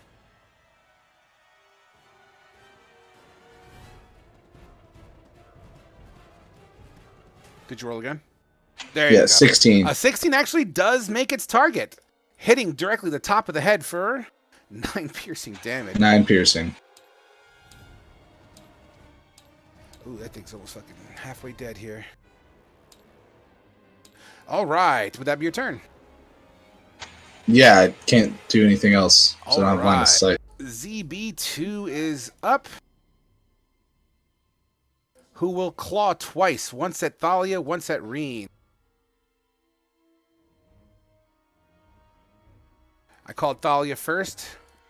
What do you want to use a reaction, Thalia? No. All right, a 23 on Thalia's armor and an 18. Oh my God. An 18 Yeah. to Reen. Hit on Reen. Thalia, you get slashed with its left arm for 4. Its right arm does 8 damage to Reen. All right. That takes us to Doing Thalia. great, guys. 4. Okay. Truth be told, you guys are doing some hefty damage. Just throwing that out there. Speaking of damage, I'm gonna take an attack on the giant. Make it happen. The longsword. Why? Oh. 3d6, please. Oh. The satisfaction. Are we on in Tuesday that. table? Say what? Are we at the Tuesday table again or something? A 4? I've never Just seen hold a on. 4. No, wait, no. 1, 2, 3. So a 10. Wait, there we go. A 10. 4, 2, and yeah. You swing in a manner like you hit the creature you're aiming at, and you actually hit him with the blunt side of the sword, basically just slapping him with the side of your blade. No Can I damage smite done. that? No, you can't smite it. I'm sorry. Damn it. Okay, well then I'm going to use my action surge to take the disengage action. Okay. And so if I were to run straight backwards... Wait, the other zombie's not there anymore. Reen killed it, I The presume? one in the middle. Yeah. Yeah. Oh, okay, so Yeah, I got rid of the one in the 5, middle. 10, 15, 20, 25, 30. All right. Cool. And does disengage only work towards the one creature or every creature around? I believe it stops all. If you take the disengage honestly action, your don't know. movement doesn't provoke opportunity attacks for the rest of the turn. Okay. Sexy. Thank you. Do fighters get disengaged? Everyone No, you gets can just disengaged. take. Everybody can take Oh. use their action to take disengage. Yeah. You're thinking of cunning action that Well, rogues get. that's what I was going to say. You, as No. a rogue, get Oh, a special ability to do that. That's what separates the fighter from the rogue. But I can still take the disengage. Correct. 100%. Action. It's just the rogue gets a better version of it somehow. The rogue gets to do it as a bonus action. And mind you, because Thalia swung, right? He used his second attack, like what would you call it again? The fucking, oh my god. Action surge. Thank you. Which gives him a whole nother turn, and that's the action he used. Well, to not a retreat. whole nother turn, just another action. It does not come with a bonus action, doesn't come with extra movement. Gotcha. Just an extra action. All right. That's my turn though. All right, SW2, where are you? He's over there. I'm out of Cannot pizza. cannot see Asher anymore. Will fire at Kane. Okay. Oh my god.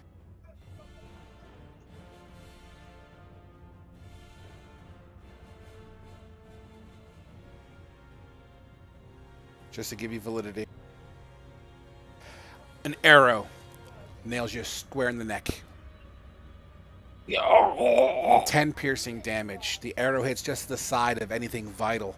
The arrowhead cleaves straight through, and the arrow is like halfway through your neck. Like it's skewered clear through. You know what I mean? So you have one half of the arrow on one side of your neck, the other half on the other side. But you don't hit anything vital. It kind of hits the side of your neck. So you pierce your skin, basically. Okay. So the arrow, for thematic reasons, is still standing in your neck. That would be its turn. FG, Frog? yeah. I just read Second Wind. I thought it was an action, but it's actually a bonus action. Can I take that? Yeah, it's a whole turn, if I remember correctly. Okay. Okay. Well, I didn't use a bonus action at all, so... Doesn't matter. Go ahead. Whatever you want to Okay. do, let me know. Cool, thank you. No problem. So that takes care of that. FGZ is next up on the list. Will careen forward, bashing ZB4 to the side, who takes 2 bludgeoning damage. ZB2 to the side, also taking 3 bludgeoning damage.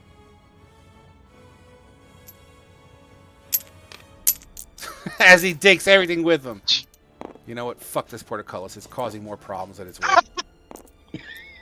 I was wondering how long till that disappeared. Fuck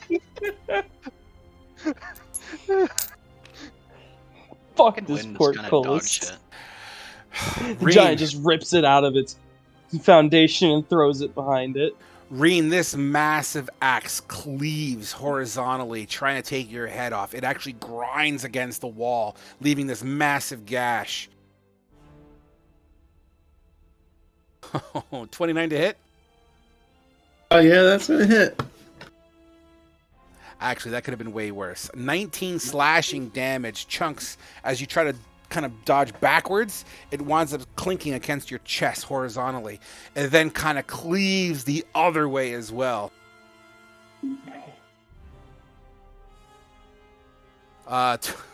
23 to hit. Hit. This other cleave gets you square in the side ribs on your right-hand side. It slams you so hard the wind gets knocked out of you. It breaks through the side of your armor. You feel a rib or two maybe pop under the pressure. The blade slides in. It's cold as ice. You feel faint and take 33 points of slashing damage. You're as cold as ice, Green's willing unconscious. to sacrifice our love. So let me do the damage on these guys real quick.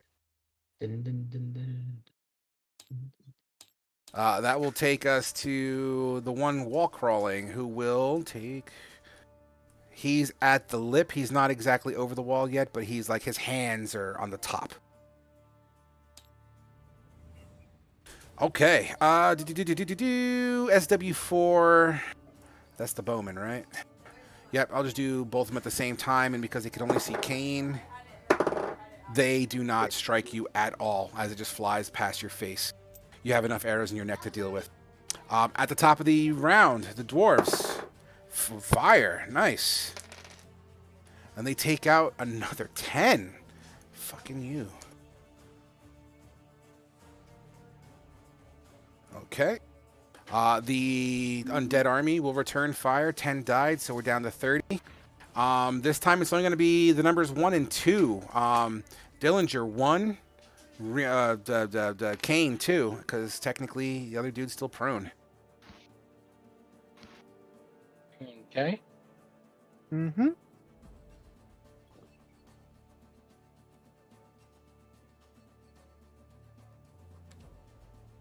Oh, shit. I typed it wrong, I'm sorry.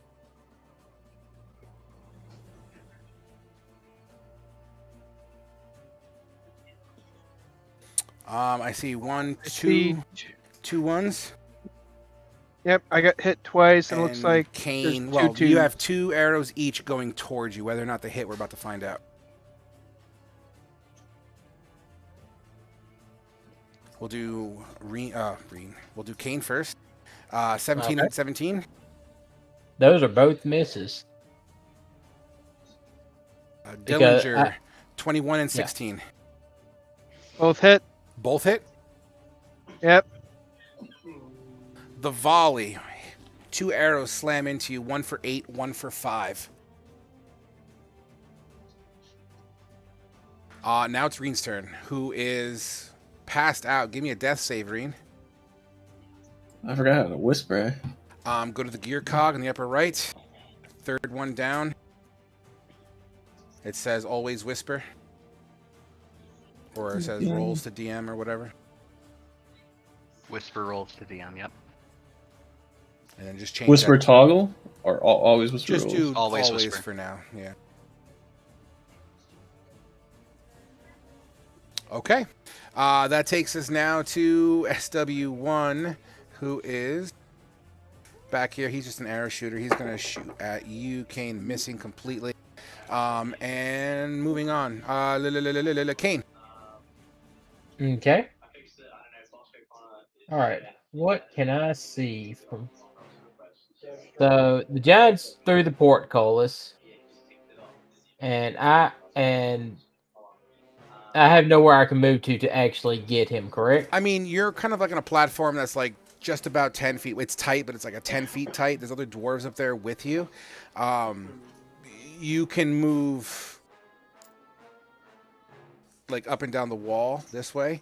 This red line is another wall, yes, but it doesn't seem to be a wall that's been designed to walk on. It's very thin in comparison to the others. If you wish to tight walk on it, I will have you roll for it if you want to try that. Crazy question. Sure. Is the giant far enough through the portcullis that I could do a Matthew McConaughey off the wall onto the giant? Wait, what? So you I ever know seen Rain of exactly what Fire? you're referencing. It's glorious. Have you ever seen Rain of Fire? I have. Frog? I have. You talking about when he gets gobbled up? Yeah, kind of. And But he jumps off like onto it, like jumps off. He is. You could technically sort of see him a little bit, but yeah, if you come out to this wall, I'll let you dive onto him. Sure, you'd have to pass an acrobatics check. But yeah, dude, fucking, are you gonna like try to hang on to him? Yeah. Okay, fucking do it. All right. I want to see this shit. So do I. Natural 20. Natural All I'm 20. picturing is just like falling from the sky with your sword pointed down, just stabbing the back.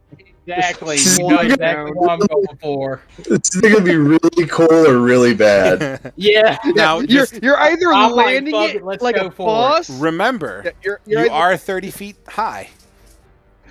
Yeah, Yeah. you're either landing this like a Still take boss, what 3d6 or you're damage? becoming a puddle on the ground. If he fails his athletics check, he is going to be subject to possible falling down. So let's do the athletics check first and see what we get, and then we'll go from there. I have a DC in my head. Do I have enough actions to drink one of my formulas, one of my mutagens? Well, your extra attack is just the attack action. If you drink a formula, it doesn't still give you one attack. No. It's a bonus action. Oh, then yeah, man, of course. All right. So I'm gonna drink my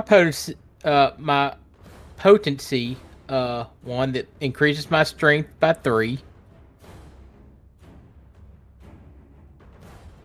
You got one that improves your dex. There is one. I don't know it. Fair enough. Okay. What are you doing? Oh, the suspense is killing me. All right. So first things first, I need to make an acrobatics check. Correct? Yes. And I'll even tell you what the DC is for dramatic effect. You need to beat a 13 to walk out onto the thinner wall and get your footing to leap onto the giant. Okay. Woo! Oh, I called it! I summoned it! Nice. I summoned it! Nice. You know what? Why don't you explain this to me? Looking at where the giant is, Kane jumps up and just agilely, just not even caring, not even paying attention. He just walks across the narrow space of wall like he had been doing this his entire life, and leaps off, sword raised in hand, coming down on top of the giant. Absolutely. Make your attack. Okay. I say Shit. Did you you used your DM spear? You used your inspiration, didn't you, for the health roll, didn't you? Yeah. Fuck. See what happens when you do that? Roll your 3d6, man. Oh man, I'll tell you what. It was worth it. It was worth it. I don't care. It was worth Don't it. roll an 8. Don't roll a 9. Don't roll a 12. You roll a 13. Okay. That actually works with the theme. So you do that, right? Whew. And as you kind of leap with your sword down, you kind of getting ready. You probably just caught a bone, like the clavicle bone, you know, and it just, and the blade flips up, and you wind up letting go of your blade. Your blade hits the ground at the feet. Give me a sleight of hand check, please. I am giving you a free sleight of hand check to prevent catastrophe. Okay. The same collarbone that you flicked the blade off of, you just take your hand and your fingers pierce into the rotten flesh around the collarbone, and you kind of just grab onto this collarbone. You're dangling like a necklace off of this collarbone. Okay. Dude, that's... You know what? That works. Because I did say Matthew McConaughey, and he totally flubbed his attack. So. He totally did. All right, would that be your turn? Fuck it. It was awesome. Fantastic. One for the books. Dillinger, you're up. Yep. So is he on the Yeah, he's on the giant right now. He is on the frost giant. like quote unquote grappled to it? I gave him a free grab. I wouldn't call it a grapple, but he's holding on. I think Yeah, that's why I said huge quote creatures unquote. are immune to grapple. It depends on the size of the person doing the grappling. Yeah, so Yeah, you can't grapple something 2 sizes bigger than you. he's too big. I'm just double checking Yep. my thing here. By the way, while he's Without double buffs. checking, Kane, well done. That was entertaining as shit. Oh yeah. Thank you. Thank you. That's what we're here for. Can we give him an So, No. award? Go ahead, Dillinger. Yeah, so after seeing Kane just fucking leap of faith onto this fucking giant, I'm not going to take a pop shot seeing how I see him just like hanging from it. I don't want to hit him. I'll take a pop shot for the first arrow here at ZB4. Okay, get it. The 8 hits the portcullis behind it, smacking Yep. and cracking. All right. And then I'll go ahead and take the second shot at the same one 100% for a hits. 19 for 8 piercing. A second arrow chunks into it, sticking out. This creature lays eyes on you. And then sorry, I'm just double checking make sure I see this right. Yeah, that'll be it. All right. ZB4, he is... Oh, he's the slicey guy. Sad face. Slicey guy. You know what he's gonna fucking do? No Grognard. He is going to climb this 30-foot wall. At least try to. Here we go. He does actually make it halfway up. All right. That takes care of him. Asher, you are up. Recovering from the bented knee. All right. It's what, half my movement stand up? Yes, sir. All right. If I stand up, can I see ZB1 trying to climb up the wall? I'll give that to you. It's reasonable to say you could like look over the wall. Sure. If I can, I'm gonna try and shoot him. Yeah. You know what? He's not that far from you. Actually, you see his fucking hands, and he is no disadvantage. You see him in the process of pulling himself up. Take your shot. 16 16 absolutely makes it. for 10 piercing damage. Absolutely. Oh, did I skip you, Grognar? I'm sorry. I'll let you go after Ash. I fucking do that all the time with Grognar. Oh my god. Sorry, Grog. My bad. You can't skip him in ZB4. Shit. Yeah, fuck that guy. My bad. You were already like deep into it, so Yeah. I'll yeah, no. wait till you're done to point out what Grog was saying. Fuck. Okay. It's okay. I understand you guys don't love me anymore. You God let damn. Mitch Never- die that- 'cause you that were There's an there. represents- assumption loved that we you in the loved you first at all. place. Yeah. I'm I'm gonna sorry, that was cruel. That was cruel what I just said. Grognar, we do love you. Are you taking a second shot, Asher? I'm gonna try and shoot it again. Get it. Does a 14 hit? It absolutely does. I'm gonna re-roll with my piercer feat. Another 10 damage. Wow. You nail it twice extremely hard. One of its wrists begins to, under his weight, pulling himself up, with one of the spots you shot. It begins to tear and breaks off. One of his hands fall off. However, with his other hand, he kind of claws in and he's still dangling on. Wait, you got really robotic. Do what? You shot one of his hands off, and he used his other hand to maintain. Okay. So he's gonna become a problem soon. I can move all along this half moon, just not this area. Yeah, so that white, scraggly, horrible curvature line I drew, Yeah. that's like where it is. So think of it's like 10 feet wide, essentially. Okay.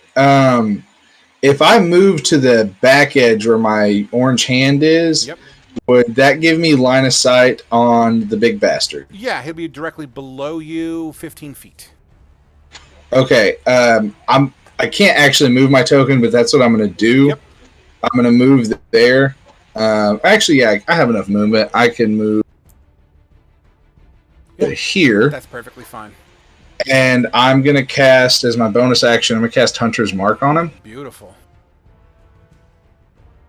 And then that will be my turn. Sweet. Grognar skips his turn. We're going to go. Grognar, you're up. I was about to throw fucking hands. Well, I think we all know what I'm gonna do. I'm gonna blast 2 times at the big fucker. Where are you on the map, by the way? Because you're technically out of... So that you had a little like catwalk over here that led to the front, and so I was on that. A catwalk here that led to the front. I would say there's like a staircase more over here than anything.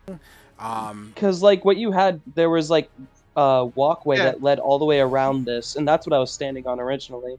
I thought you were on the wall with Kane and everybody, because you were shooting. I was back here shooting at the giant.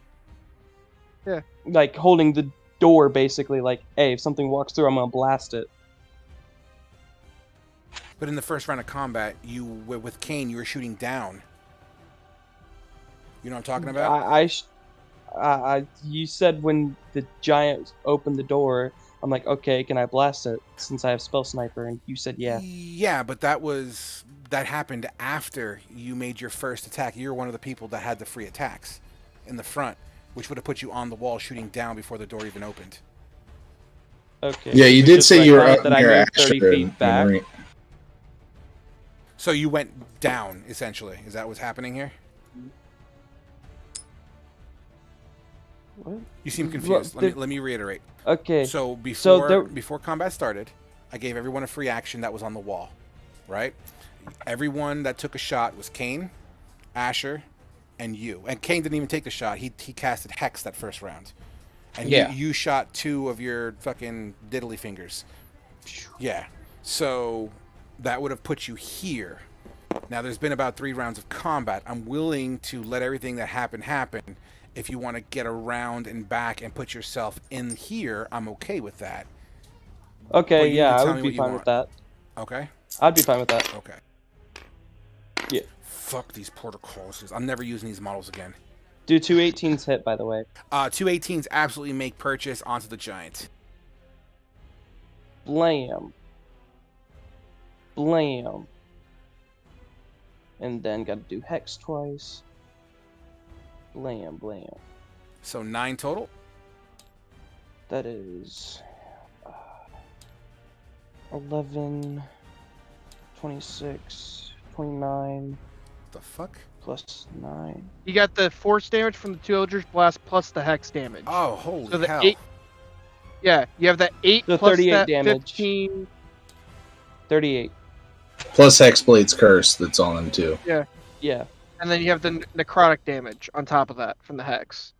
Yeah. Eldritch Blast plus Hexblade plus said Hex. 38 damage. Holy fucking shit. Yeah. All right. Eldritch Blast gets broken. These, like, you just inhale his chest, just whoa, just like his chest just implodes, leaving massive holes in it. The structural integrity of this creature seems to be very poor. Would that be your turn? Yep. All right. That would have been then Asher went, ZB2 went. Thalia, you're up. Muted. Okay. How many people are below half health? Are the dwarves up top here below half health? There's a bunch that have taken damage. There's a bunch that haven't. I mean, they're more thematically themed that way. But yes, there is. Are they with? So how about this? Are they within 30 feet of me? Technically, the wall that they're on is 30 feet. So those ones would be just out of your range. Does this go through walls? They should be able to hear me within 30 feet. I will give you a 50-50. Okay, they hear you within 30 feet. So, as a bonus action, I'm going to use my Channel Divinity, Turn the Tide. As a bonus action, I can bolster... Here, let me do that. That might help a little bit. And I'm going to choose everything that can hear me, including Reen. Reen is the big one, and myself. But if any of the dwarves are able to hear it too, that'd be great too. I need a rule check on something real quick because I am at a quandary here. Okay. When someone is incapacitated, if they can hear you when knocked out, I do not think that incapacitated means they can hear you. No, they cannot. I mean, audibly, the vibrations in the air reach its ear canal, but it's not processed. Okay. I'm sorry. I don't mean to put a damper on that, Chief. That's okay. I'll take the healing too, and maybe the other dwarves can benefit from it as well. They do. In fact, yeah, there's a lot of them that were injured, and like the arrows pop out of their chests and arms and shit. One guy's bloody nose kind of just sucks back in. Cool. Great. Very visceral. I love it. It's all good. What does this Channel Divinity look like when you do it? I'm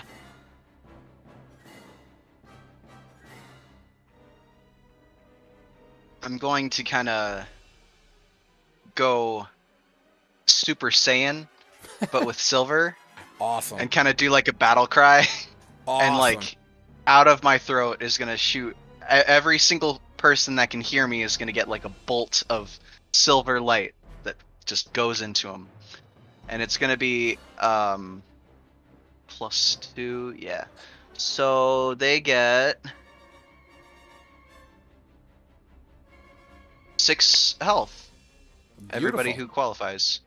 Fantastic. I believe Grognar would also benefit from that as well if that needed. It has to be above full or above or below half health. Oh, okay. Perfect. All right, that's perfectly fine. Would that be that's your action, right? Nope, that is my bonus action. So let me do my 1, 2, 3, 4, 5, 6, 23.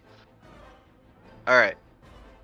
And then I would like to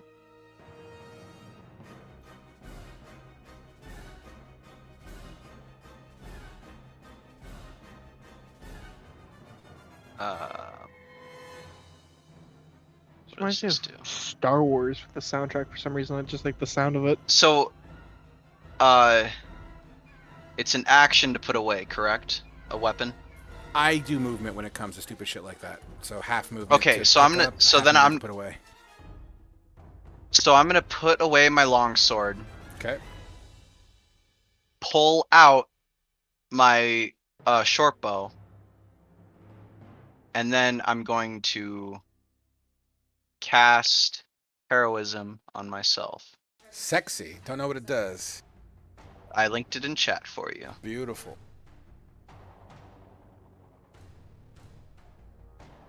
My spellcasting ability modifier is a +4. Cool. Awesome. So I'm gonna get some more temporary HP. 2, 3, 4, and then yeah, that's my turn. The dwarves that were touched by your shouts and your little glitter spray, their armor begins to kind of shine a little bit as if it became mirrored, even temporarily. Cool. All right, would that be your turn? That's it. All right, SW. SW, you know, I'm just going to do SW. Social Justice Warrior. Because they're all in the same row here, I'm just going to say SW2, 4, and 5 are going to go now for the sake of time. And we'll just do it this way. I'll roll a D6. Actually, I'll roll a D20.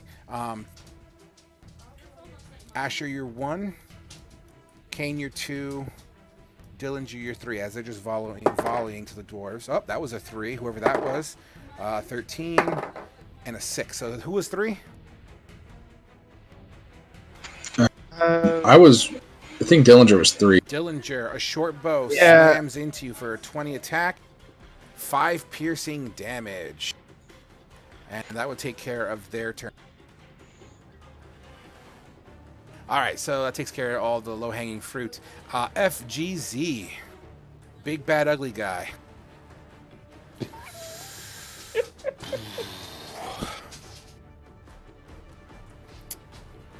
What's the range on his great axe?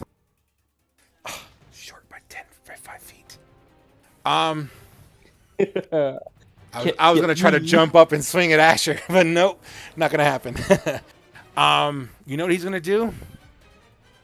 You're hanging on. Bro! Yeah, remember? Okay. You know what he's gonna do? How he's gonna take his action? He's gonna try to grapple you. He's gonna try to grab you, Kane. Oh my God! I just rolled a nat 20.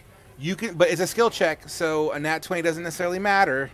So go ahead and roll an athletics check. 28. What's my modifier? Hold on. Strength. I get a plus. I rolled a 26. You rolled a 8. It tries to grab you. Instead, it grabs a chunk of its own flesh on its chest and rips it off by accident. You got it, old man. Oh my God! Do it, Grognar. Believe. And you know what? You hear from Kane on the thing. I'm not that old. Be honest with you, if this creature had a higher intelligence than a 3, I would use my movement and run into a wall. But I can't, because he's stupid. So that is not going to happen, and because he's that stupid, he is not even going to retreat. He is just going to move further inwards. What's his full on? I guess he's not going to be able to go past Thalia, so he'll just move here, almost stomping on Reen.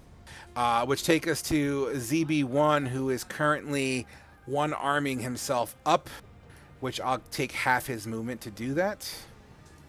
He's got 15 feet, and you are not 15 feet enough, but he'll get closer to you.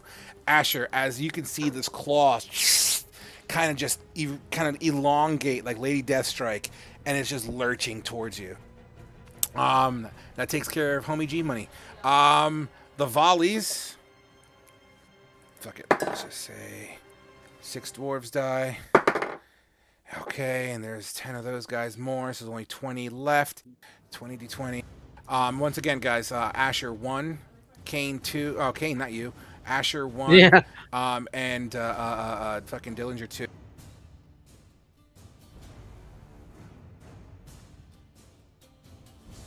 Oh my God. I see 3 ones. Ouchie. So Asher gets hit 3 times. Well, he doesn't get hit potentially. 3 times. Yeah, he get potential. Correct. Yeah. 1, 2, and 3. A 10, a 12, and a 17. The 17 hits unless I have any type of cover. You'll have you're standing up, but even still, you get a +2 because of the portcullis. So Then it would miss. it would miss. My is a 16 base. Beautiful as it slams into the portcullis. Reen, let's see if you die, Reen. What do I do? Death save? There is My a turn? 2 there. So I won't got pegged from those. There is a 2 in that. Oh, there was. I didn't see it. Yep. Oh yeah, shit. There's one. 13 doesn't hit you. Okay. Reen. Okay. Thank you for the death save, Reen. Thought you put your gauntlet back on. Reen is there. SW1 is the bowman, I believe, who will take a really bad... No, you're under full cover at that angle, probably. You know what? SW1, he's just gonna fire at some dwarves. He kills a dwarf. Okay, Kane. Okay. So Kane's hanging on this thing's collarbone, Bone. but he has a dagger.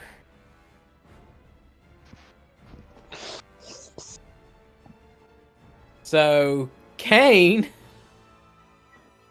is gonna break out the dagger, get some blood, put some of his blood on it to activate the storm, Ooh. and then stab it. Get it. So hold on. I like how you rolled max damage for yourself on your D4. Hey, it Don't happens. roll a 1. The downside of playing an edgy character. And honestly, you are dangling from this thing. I'm going to give you advantage to this attack since you're literally right on it. Okay. So 27. Okay. And there's an X. Jesus. So, how do you kill this beast? So I'm hanging from its collarbone, right? Yeah, your hands are literally in its flesh and wrapped around the collarbone. You could almost feel your thumb on the other side. I just if you give me some thematic leeway, I kind of bring my foot up and climb on top of it, and then just kind of stab up through its mouth into its head just with my dagger, trying to sever whatever is up in there. Okay, you slash up to the side of the jaw, up to the top of its head. The skin, being rotten and dry and semi-frozen, just starts to slide off of the skull, revealing. So it's like if he peeled a hood off, but the hood was his skin. As you cut it open, energy begins to evaporate out of this creature as it begins to fall over. Where your token is, I'm going to consider that to be true north for the sake of what I'm about to do. I'm going to roll a D100. 100% on the face of the clock. It falls at 71%, which would be to the left. It'll bank off of the wall and fall backwards. Oh my god, ZB4. Hold on. Fails a check as this giant boom on top of ZB4. Knocking him off of the wall, smashing him and squishing him. It begins to zzz, and as it explodes, the energy has nowhere to go but through the frost zombie that's on the ground here, and just creates this explosion out of its chest of poison. You fall on top, Kane. Okay. And you stand up on its belly. You technically have movement. Is there anything? How much movement do I? Well, I didn't move it. I'm willing to at least give you half movement based on everything that's happened. Okay, is ZB4 still alive? No, it just blew up. Okay. Like if the giant was holding a firecracker in its hand, it just went. All right. ZB1, is he? Can I get him? Like, can I see him? You could see him, absolutely. I throw my dagger at it because I don't think I can move to him. Okay, throw your dagger. Well, I'll He's move on top up of to the him wall. next Do you to have Ring. range? Oh, that's right. He's on top of the He is wall. on top of the wall with Yeah, me. that's what I was so- asking. Oh, my fault. Well, the dagger has what, 30, and then so anything past 30 feet will be a disadvantage throw. I believe that's what the dagger's range is. So, I'm checking. yeah, if it's 30 range, it'll be disadvantage because it would be like 40 feet away from you. But you could still throw it. It'll just be a disadvantage attack. 36. Grognar says 30-60. Okay, so it will be a disadvantage attack, but it is still doable. What about ZB2? He's inside. He's absolutely there. He's there. Okay, hold on. Another question. Where's my sword? It's right under where ZB1 is. Okay, Generically so speaking, yeah. Generally yeah, I'll move up here next to Ring. Daggers Throw my have dagger daggers have a range of 20 feet and then 60 feet. So anything below 20 is no disadvantage. Anything above 20 is disadvantage with a max range of 60 according to the player's handbook. Gotcha. Thank you. So here's what I'm going to do. First of all, I'm going to bonus action move my hex to ZB2. Then I'm going to throw my dagger at it. Get it. Oh wait, I don't have advantage. So That a doesn't matter. 14. 14 absolutely makes it as you pull the blade out of the beast that you just slain it with, and you whip it, and it kind of chunks into this creature. For how much? 20 damage. Oh my god. How do you kill it? I just throw it at its head. I run up next to Ring, just chunk the dagger at its head. Nails it like in between the eyes. Incredible. Good thing Reen's over 5 feet away from it as it blows up and spews poison everywhere. Would that be your turn? Yeah, that's all I can do. And what a turn it was, Dillinger. That was awesome. I guess I'll take 2 pop shots at ZB1. Before you do that, Reen, real quick, you did 2 death saves, right? Yep. Okay. I'm sorry, Dillinger, go ahead. Yeah. I'll take 2 pop shots at ZB1. This guy right here on the other side of the wall. Yep. Yep. Okay. And first volley, 9. Negative. Second volley, Yes. 12. 6 damage. 6 whole damage. Chunking creature in the side of the rib cage doesn't even flinch because it's a fucking zombie. Would that be your turn? Yep. Grognar. I move. Oh, I have enough movement. Ugh. I hope this works.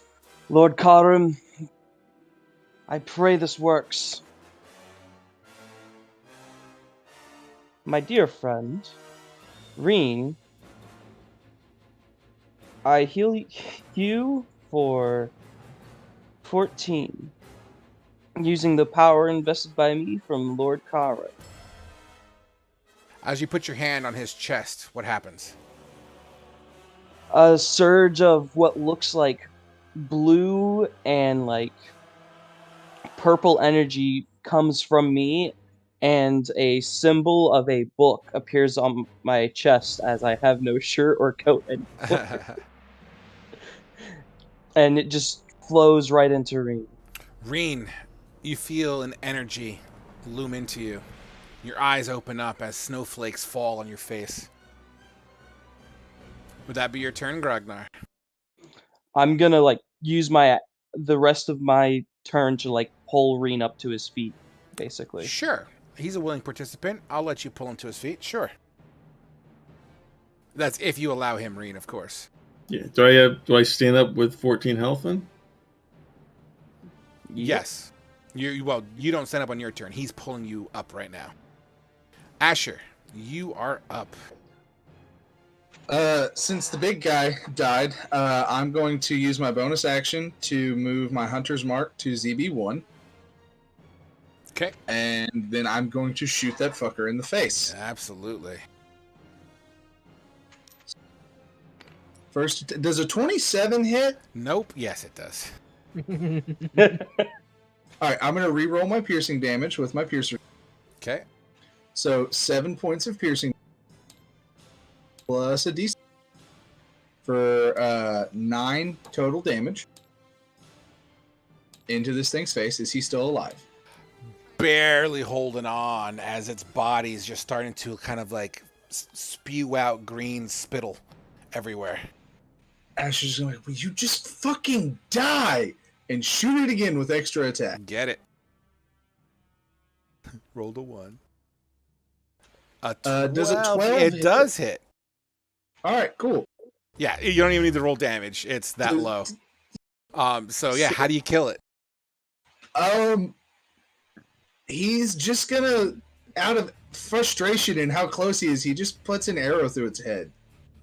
You do so, and the body tumbles, sliding 10 feet. Well, it's 5 feet forward, but still beyond the threat area. As it starts to, and you see the body start to bloat, and then boom, as poison just gushes, one of the dwarves that was nearby gets covered in this poison, and you hear him, and he falls off the wall.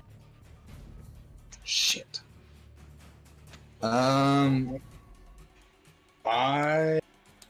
am. We've still got these guys out here to deal with, so we're still in a fight. Technically. I'm gonna move back up to the wall, then taking cover. Back up to one of the little, whatever the fuck they're called. Portcullis? Ramparts. Yeah, ramparts. Thank you. Would that be your turn? Yeah. Thalia. All right.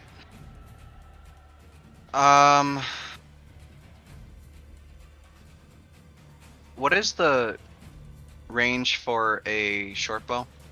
80 and 160. 1 second. 1 80 second. and 320. 80 and 320. 20, 25, 30.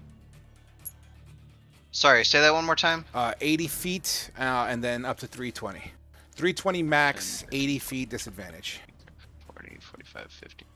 So, I want to fire a shot at... I guess we'll do SW1. Okay.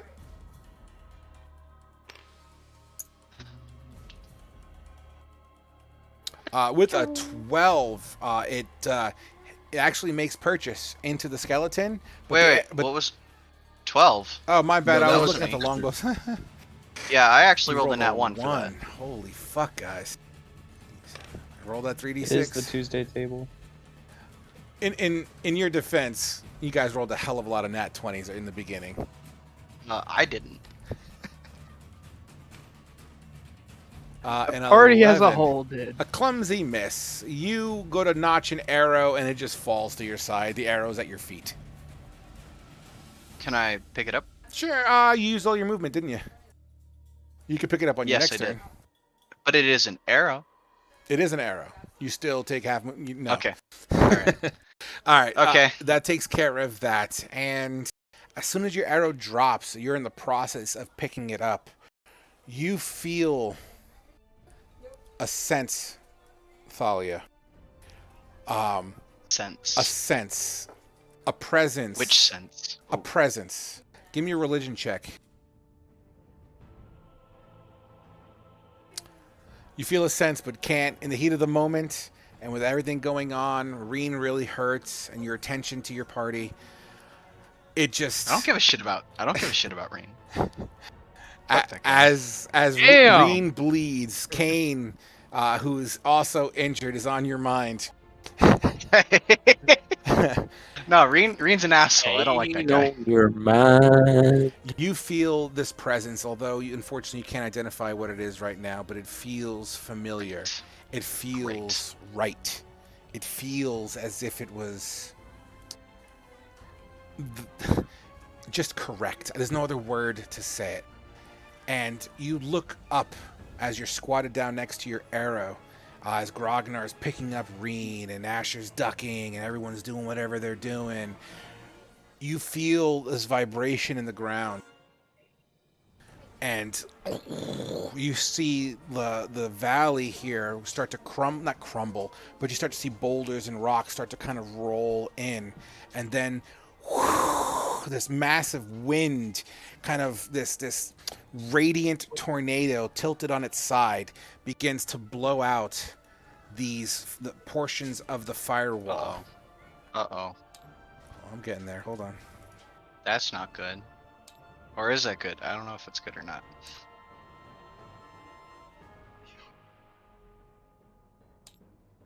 As the firewall kind of opens up, this bright light, kind of like as if a flashlight was beaming in your face. Everything, you see silhouettes of skeletons in this. And as their silhouettes are seen, they start to disintegrate and start to pop and turn to dust and powder.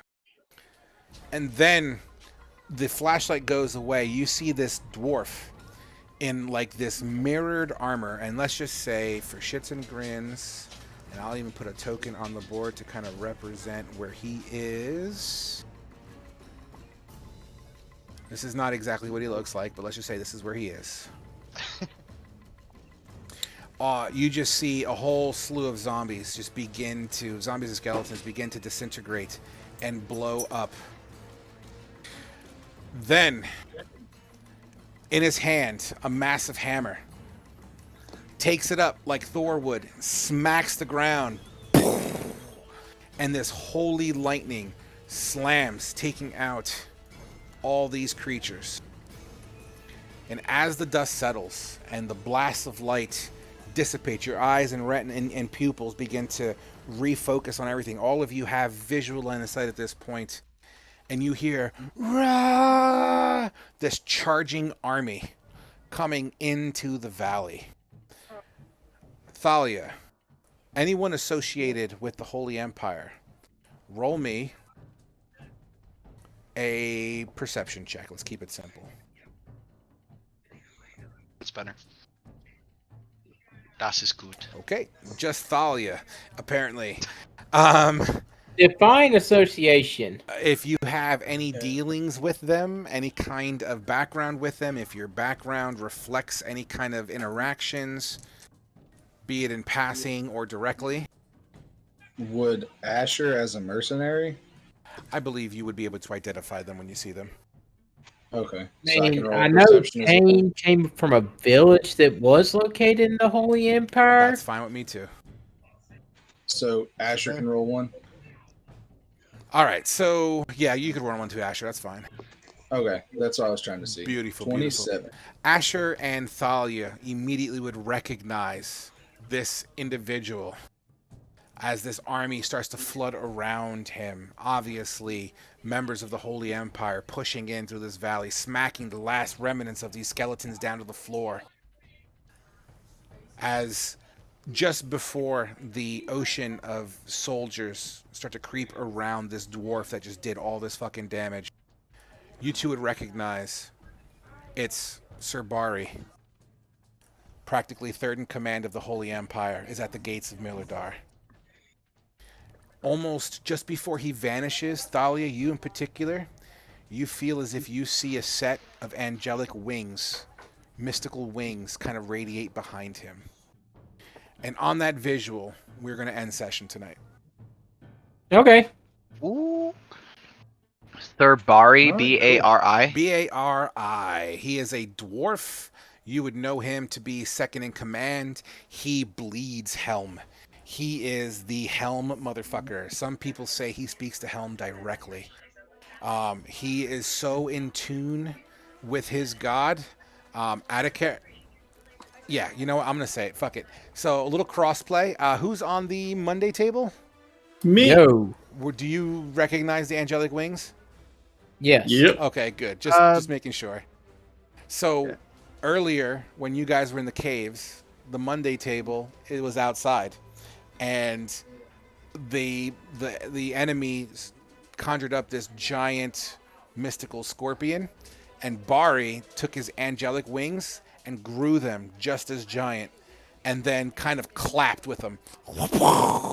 And basically disintegrated this giant scorpion with a clap from the heavens. Pa! Yeah, it was a pretty cool spectacle to see. Anyway. It was a pretty metal moment. It was pretty decent. Nevertheless, guys, that will be our session for tonight. Let me kill the stream. Let's do our after hour. Let me kiss my daughter goodnight. Just a moment.